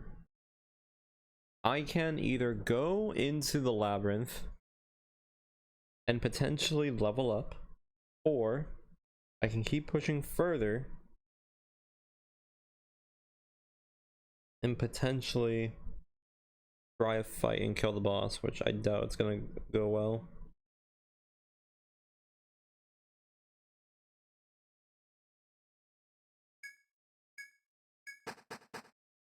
The guild missions gave me a few level ups for free, but that doesn't really make much more of an actual difference.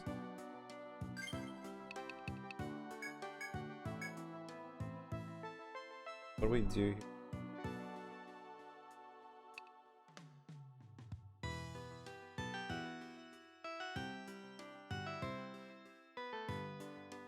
Well, because if I can kill the boss now, then that's easy. I can see what strats I need, so I can prep.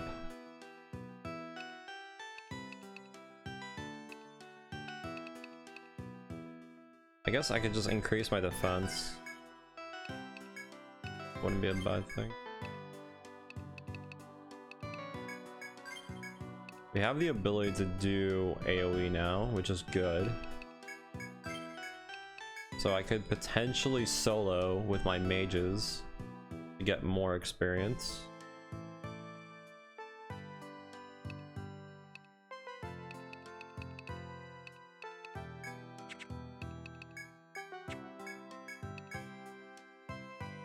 The safe stroll cost 12,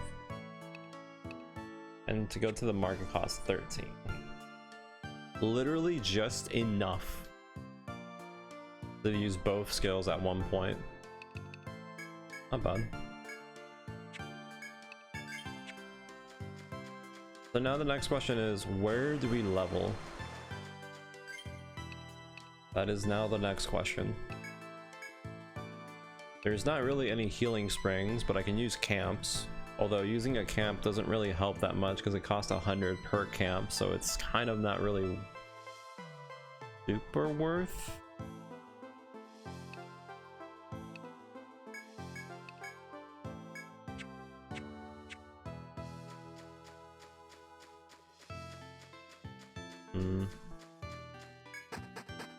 I might have to do some harvesting to get like a bit of extra cash.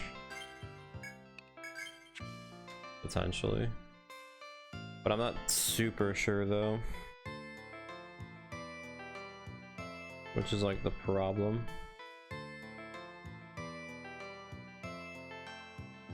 I could also try finding the guild guys around here, but I don't think they're actually gonna show up anywhere.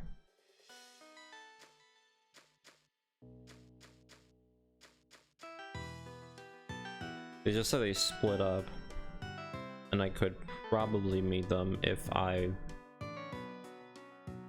walked around here. I don't know.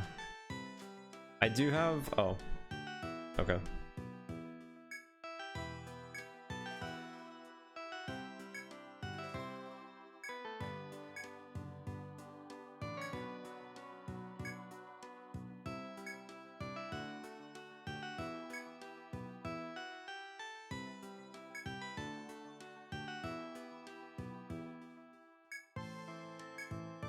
Okay, well, I have to wait, I have to go back.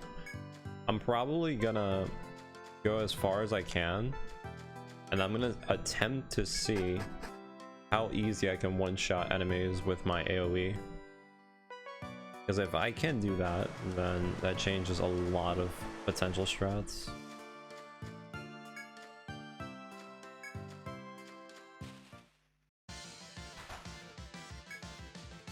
Oh, there's the Gigapede.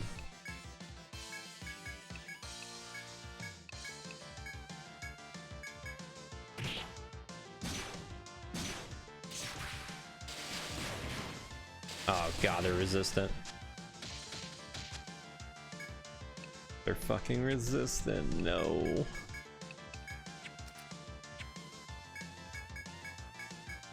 That sucks, having an enemy being resistant. That means the mushroom encounter is not worth.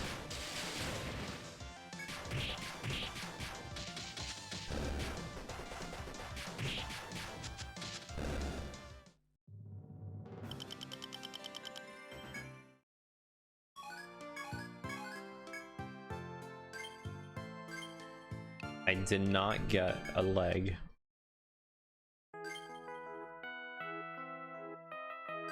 Not worth.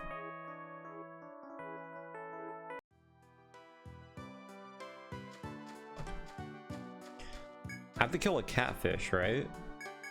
Surely the catfish is weak to thunder.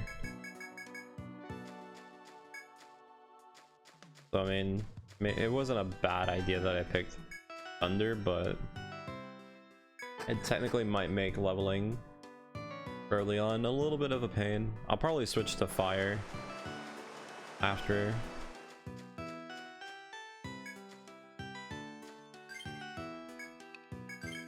A thunder catfish. Ah yes, the very elusive thunder catfish.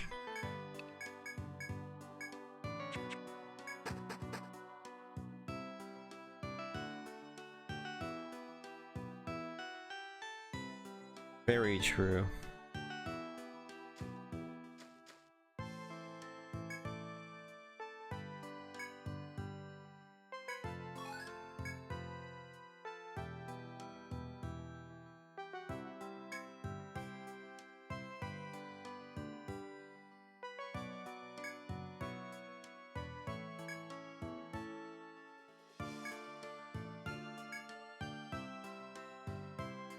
Okay.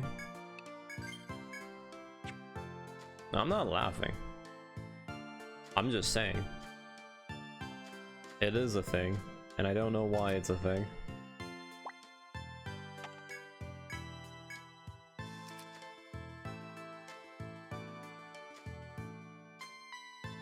Great. Do I follow it? I mean...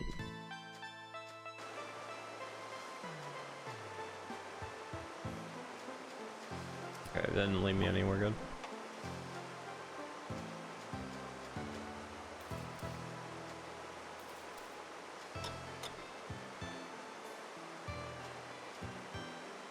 And it's not nighttime anymore, so I can't get the Gigapede.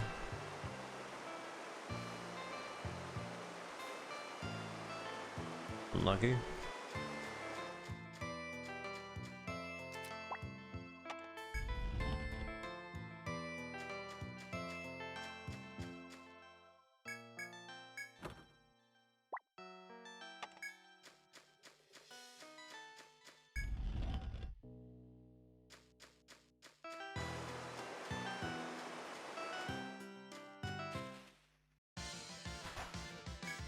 God, why?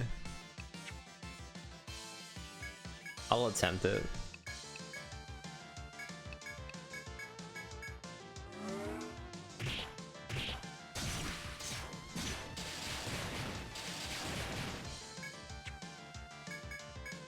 Barely has any HP.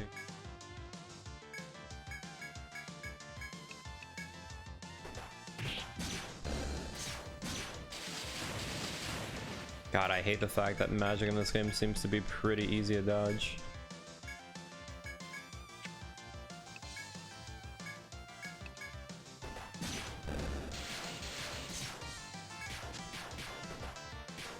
Bro. This fucking slug just 1v1'd me. And you guys talk shit about the lynx. You guys don't know shit about the slug.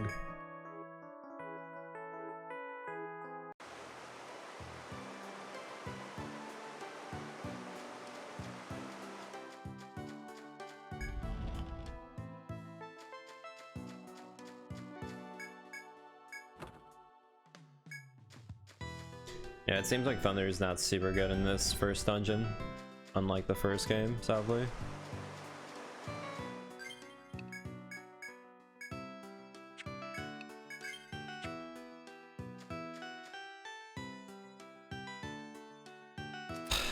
Man, oh man. Should we go up? Oh wait, I can't even go through this door, never mind.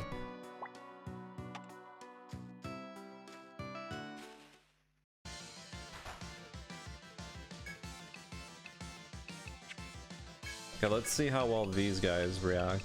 These guys hate ice. Okay.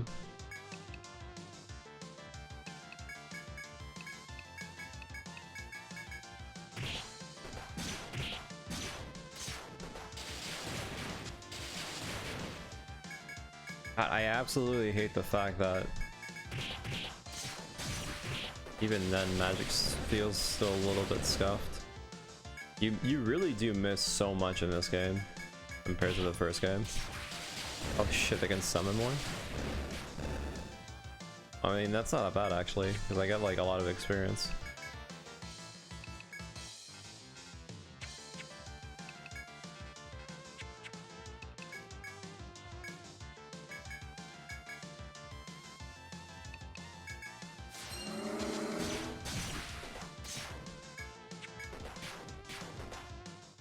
Alright.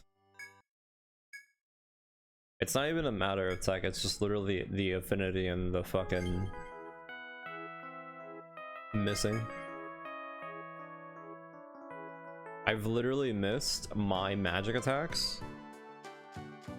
I've missed more magic. I've never missed anything in the first game. Literally, you don't miss with magic. The only time you miss is if you go with status effects.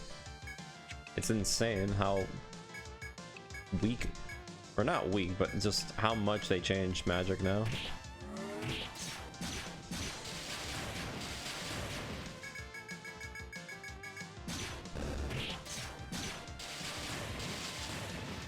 Like, look at that.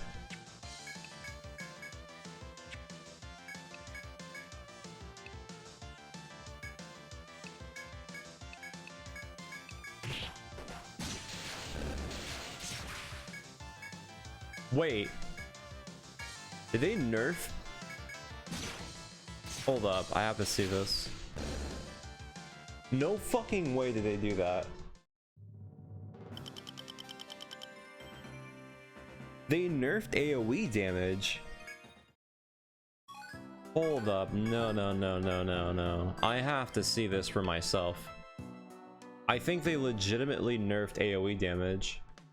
Some games have done that before, but fuck me, wow, that really sucks if that's the case. So just an example, I think it's an SMT4 where that first happened. Basically, if you do AoE spells, you actually lose damage because it spreads the damage. I know it doesn't make sense, but yeah, it basically made some spells like not really worth it because of that gimmick. So you were better off doing single spells but with more damage than potentially trying to kill everything because it was so weak. It's actually so bad. I have to test it. So how we're gonna test it, because if we look at our custom skills, they're both level 1, right? This costs double, but it hits everything. So if I do 40 damage with this, if this does max 20 damage, which I think it doesn't, I think it does like 30, so it shouldn't be that terrible, I might reconsider using or leveling up like AoE spells. Maybe.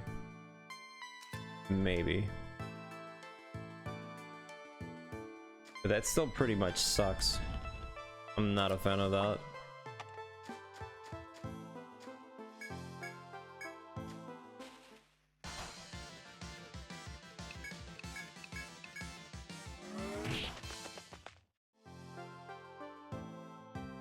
I mean, yeah.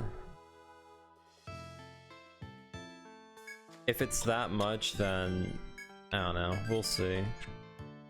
Because right now, AoE is the only reason why I'm upgrading AoE is because potentially I can use it as a startup for leveling. But if it's that bad, we'll probably just use the mages for like output damage for bosses.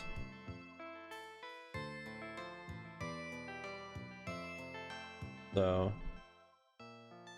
yeah, it just depends, because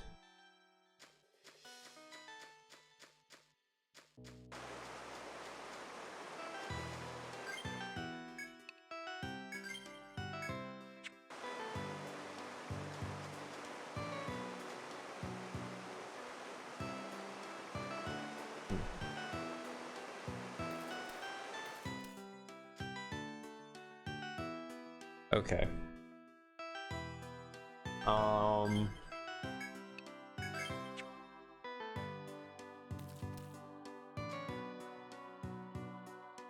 I do not get out of this. I do not get out of this.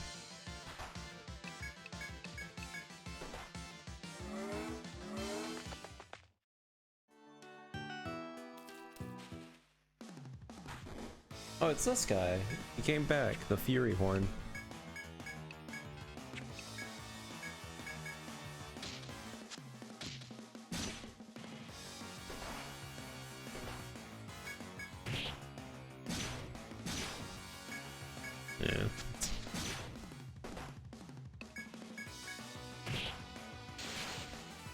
26 damage.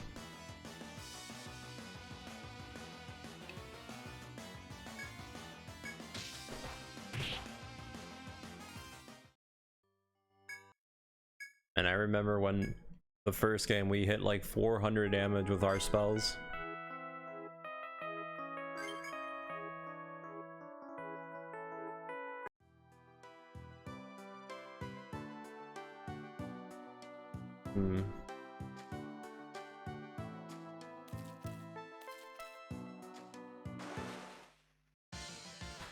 I have to basically walk behind them at a very specific point.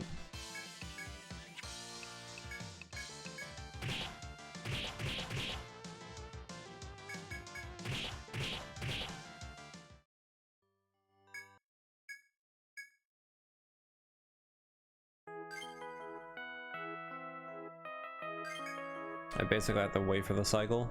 I'm already too far. I have to walk over to reset. I don't have vigilance.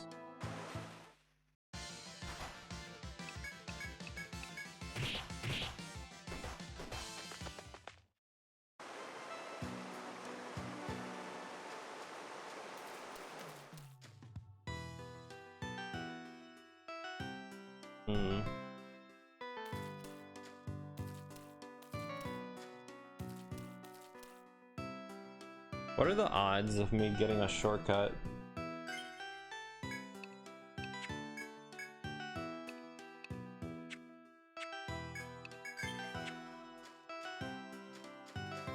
Before I end up dying. I mean, it's right there. I just have to figure out where. I mean, oh.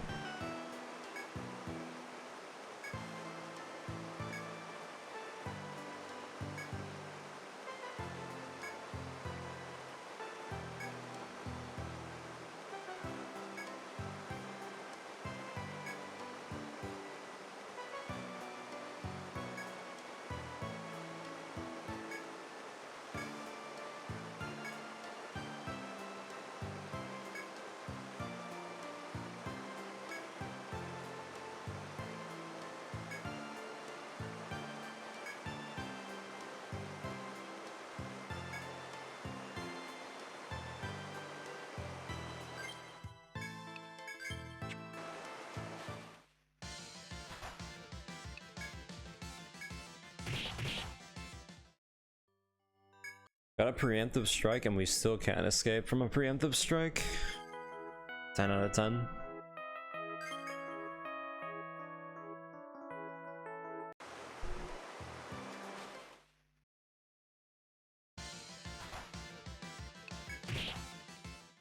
Buh. We're so close to the shortcut. It's literally right there. I don't think I can influence it.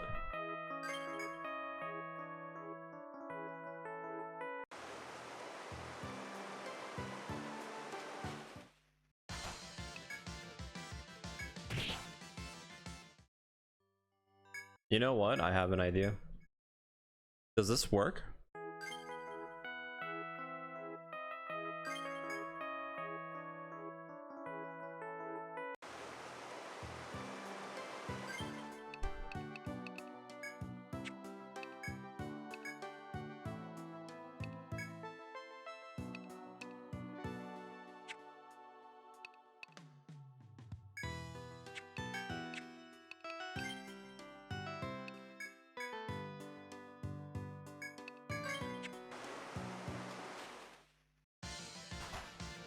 Oh, I got ambushed.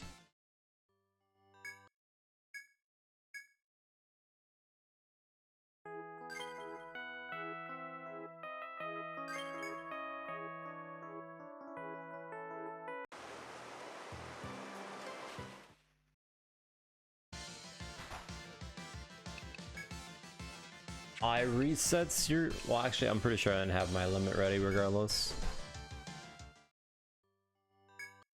I wanted to see if I can actually use that to my advantage.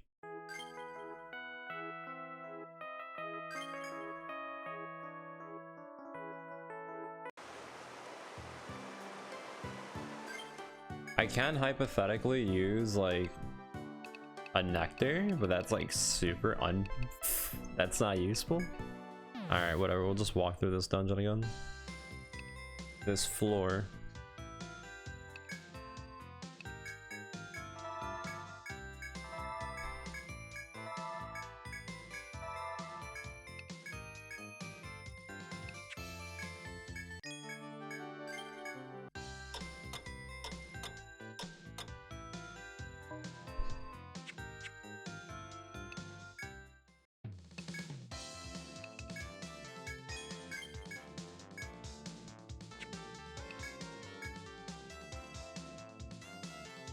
Only for you.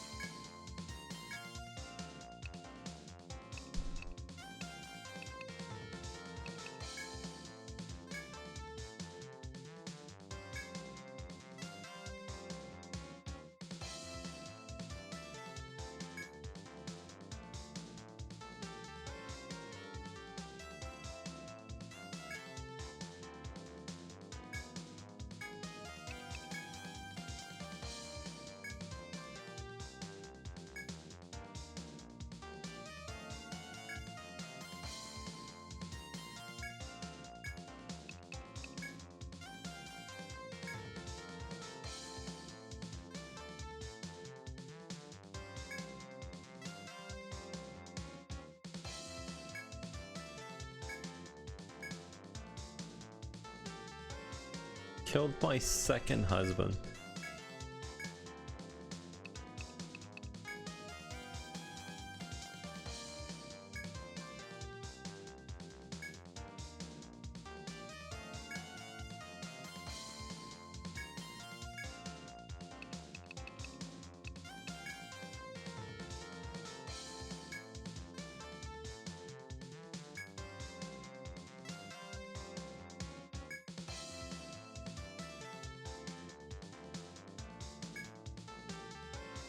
Wait, is there rare enemies in this game now?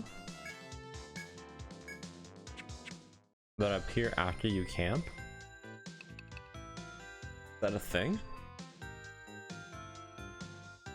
Sounds thing.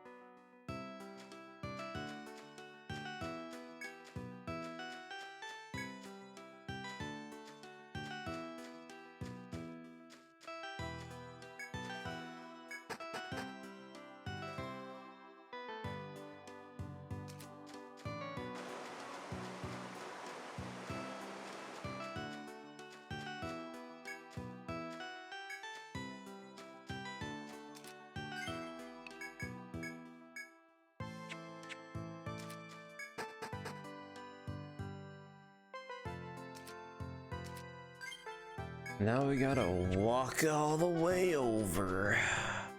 Nice.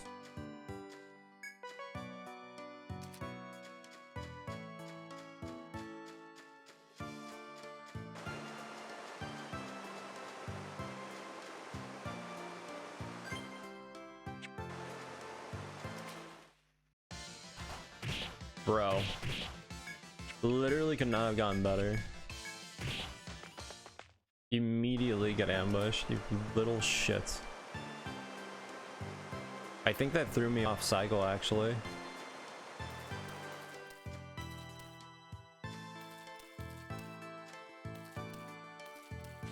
Yeah, that one turn of being ambushed threw my cycle off. Literally could not have gotten better, honestly.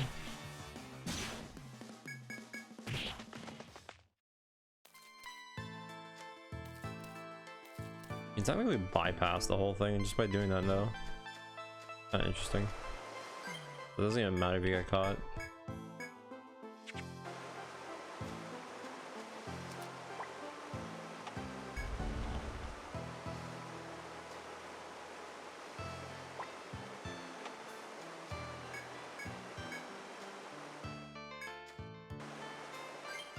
You can camp here, which is kind of nice.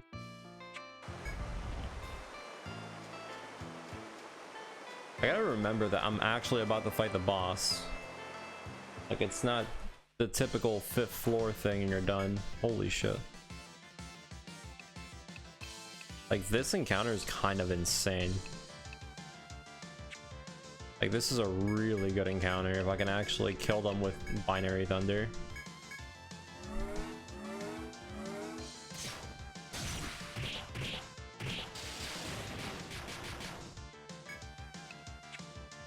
It just takes too much, though. I need to level up my mage a bit more so I can actually potentially do it.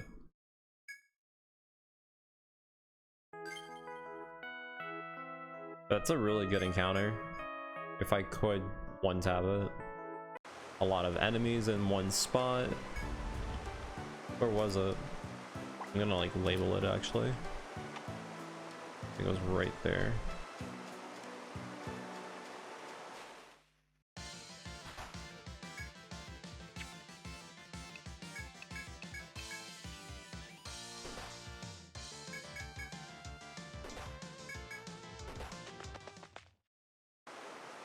Why did you choose to die or to escape right at the very end like that? Do it on purpose.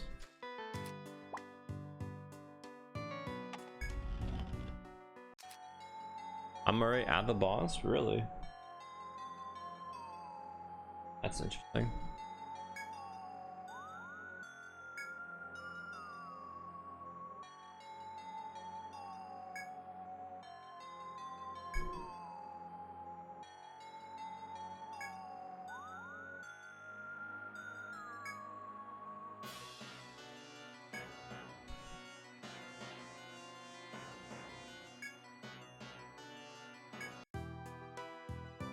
You didn't even draw me a map? You just literally said fuck it? Dude. Okay. Dude, that's some insane, like, setup, I have to say, for sure.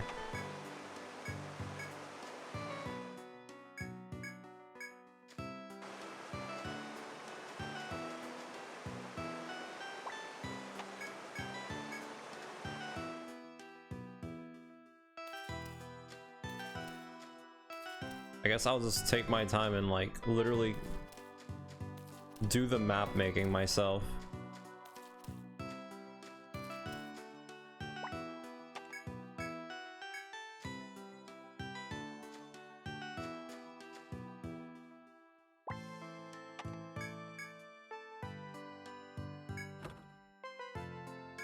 No, it's not even that.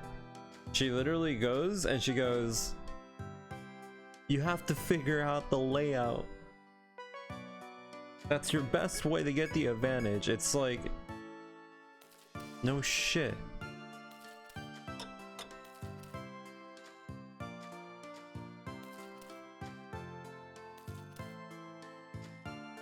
I imagine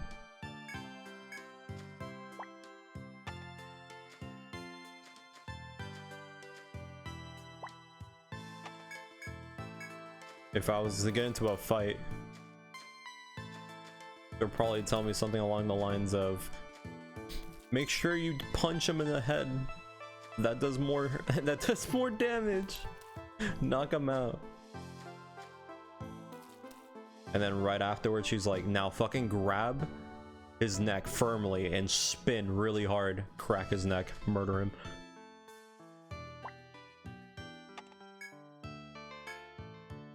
Okay, well, I made it to the end.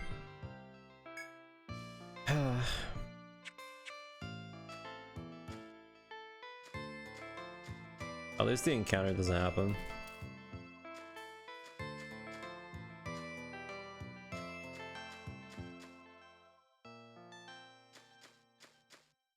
So it runs away from you, I see. Okay, interesting. So the idea is trapping it in a corner and then proceeding to go around it. Okay. Very... wait, never mind. It did not give a shit, it just left. Wait. Hold on. Wasn't that little shit ninja supposed to be like backing me up or something?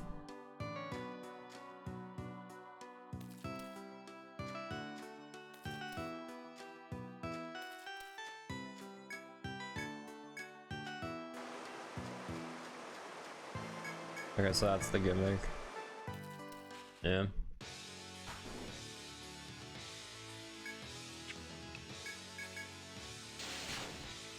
$26 damage.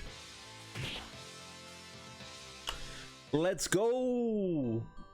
That's what I'm talking about. It doesn't even seem like it does extra damage unless you have to get the ability.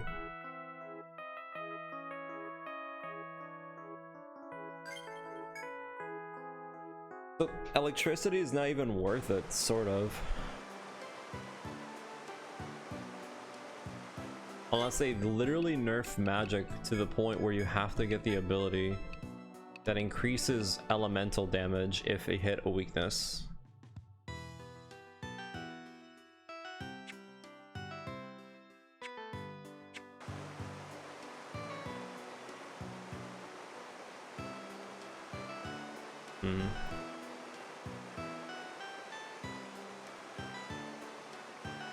Well, we have one spot that's kind of good. Let me test to see if that spot is actually consistent to some degree on spawning that one group. No. I guess we could potentially get into this fight.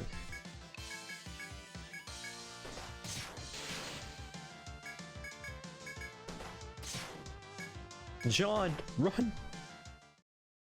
Throw your sheep as a sacrifice.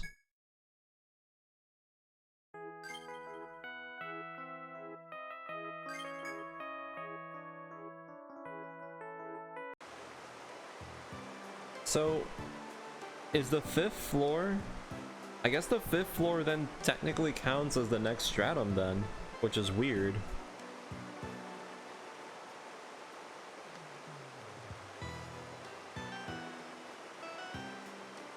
I guess, yeah. I wonder why they made it like that. It's like, I mean, it made sense for the other ones.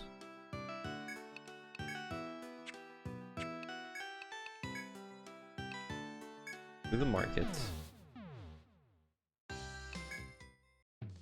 Wait, shit, wrong list.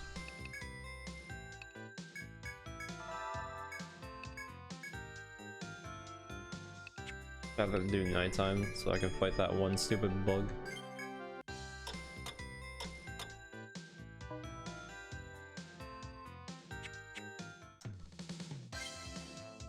So I mean, right now, that thing did 100 damage, but I mean, they're weak. They have no defense, so. I don't mind having these two for like frontline, because again, they can be pretty good tanks while my mages do all the work. The farmer definitely doesn't need to be part of my team. What's the route? That's not that bad, actually. There's a campsite too, like right there, which honestly is not terrible.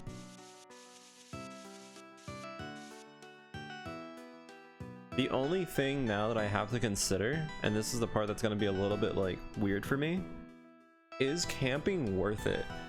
Because every time you camp, it costs 100, right? I mean, I have a tent, don't I? Yeah, I have a few tents, but it costs 100 to use a tent, right?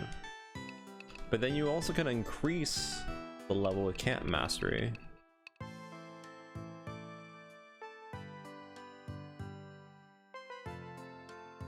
The problem is you don't make that much money from killing enemies. I would have to get like a considerable amount of kills for one tent, which is like 100. So the idea now, because we have a setup, we have like a place to go easily. Either I bring, because there's also on this floor. Wait. Oh, there's not a campsite on this floor. I can also go to the third floor. No. I can go to the second floor to make it a little bit easier, and I can use this camp as like a leveling spot.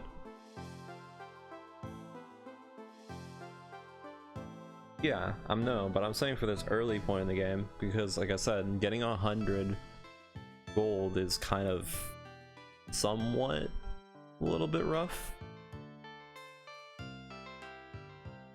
I can use this campsite just to level up a little bit more easier. And then what I could do, because the thing about the farmers, I have two different options. How much does harvestry give you for resources? Because it just says you gather from all gathering spots, but how much does this give you versus this? Because this just gives you +1. Like, it's literally just plus the number. So then technically, if I max this out, I just get 5 per 1 for chop, mine, and take. Which, I mean, I guess is not that bad. Is there any... no spots that I saw here that I can chop? Over here, I can chop from this spot.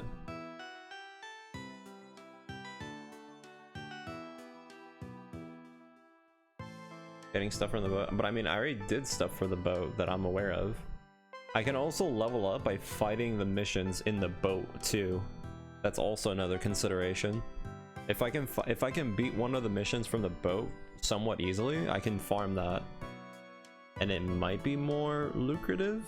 Maybe not, because the money will still be a bit of an issue.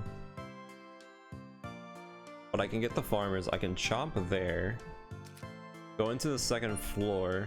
From the second floor, if I want to do leveling, I can do it from here and have a campsite so I can go by a little bit faster.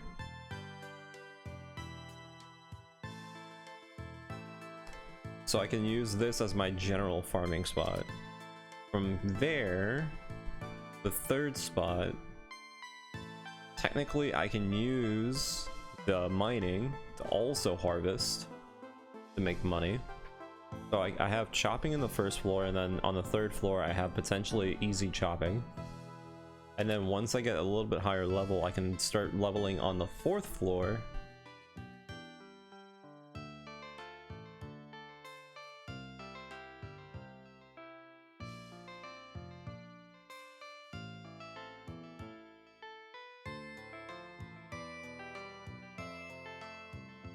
Okay.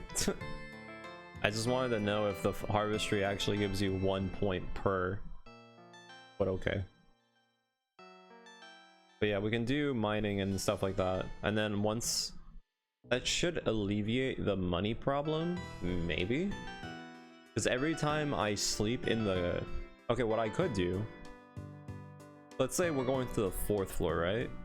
Every time I sleep in the campsite, a day will pass, right? So that will refresh my harvestry, so then I can go back down to the third floor and easily mine, then go back up to the fourth floor and just keep leveling, and that way I can keep my resources pretty topped off. And if I'm using a farmer team, or at least if I'm using at least 1 or 2 farmers, I don't have to buy thread, so that will help me too in money making.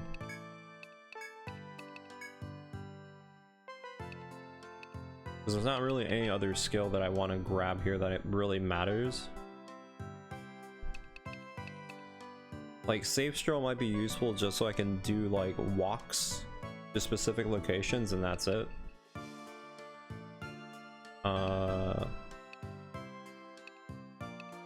I guess that's about it really, because they don't have the ability to increase their damage, do they? No, they don't. They have HP up, which doesn't really matter to me. So probably also, you know what I'll do? I'll probably make a team with combat study on the guild. Maybe make it like my farmer team for harvesting. It's just to see how well it levels up. That could also be another thing. I can play off of that. I think that might be the best strat.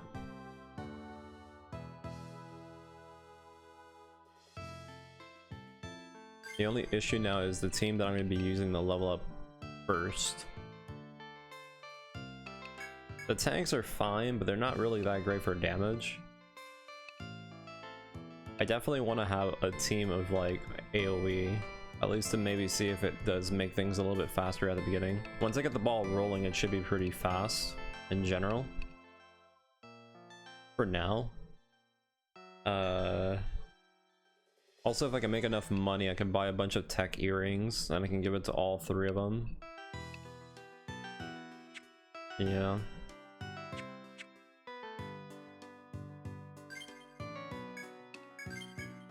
Alright. Well, yes, I have the strategy.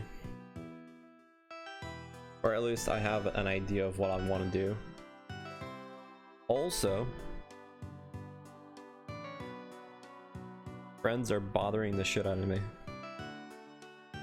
They want to go out. It's Friday night.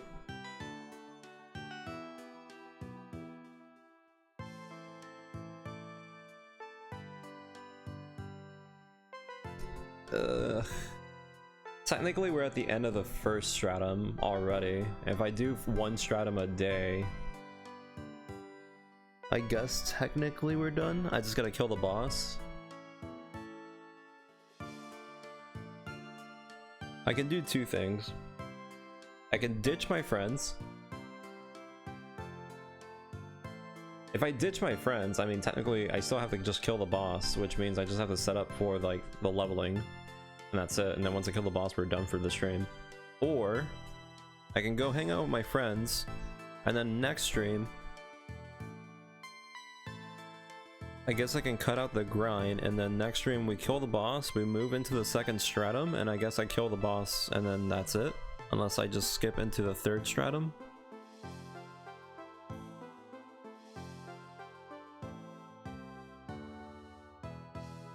Don't ditch your friends.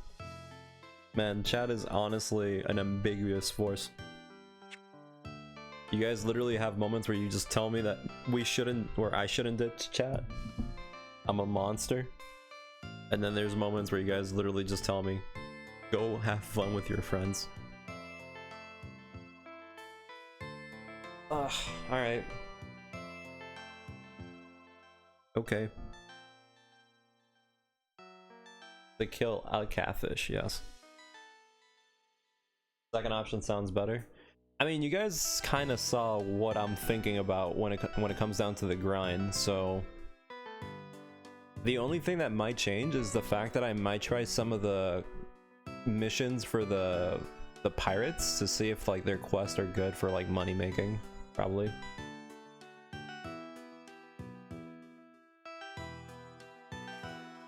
You're also ditching chat. You're ditching stream for your own friends. Alright. Alright then. So we'll do that. Call him here to kill the catfish. Alright then. Well, I guess that's settled then. I'll try my best to start stream early tomorrow, but I mean, we'll see what happens.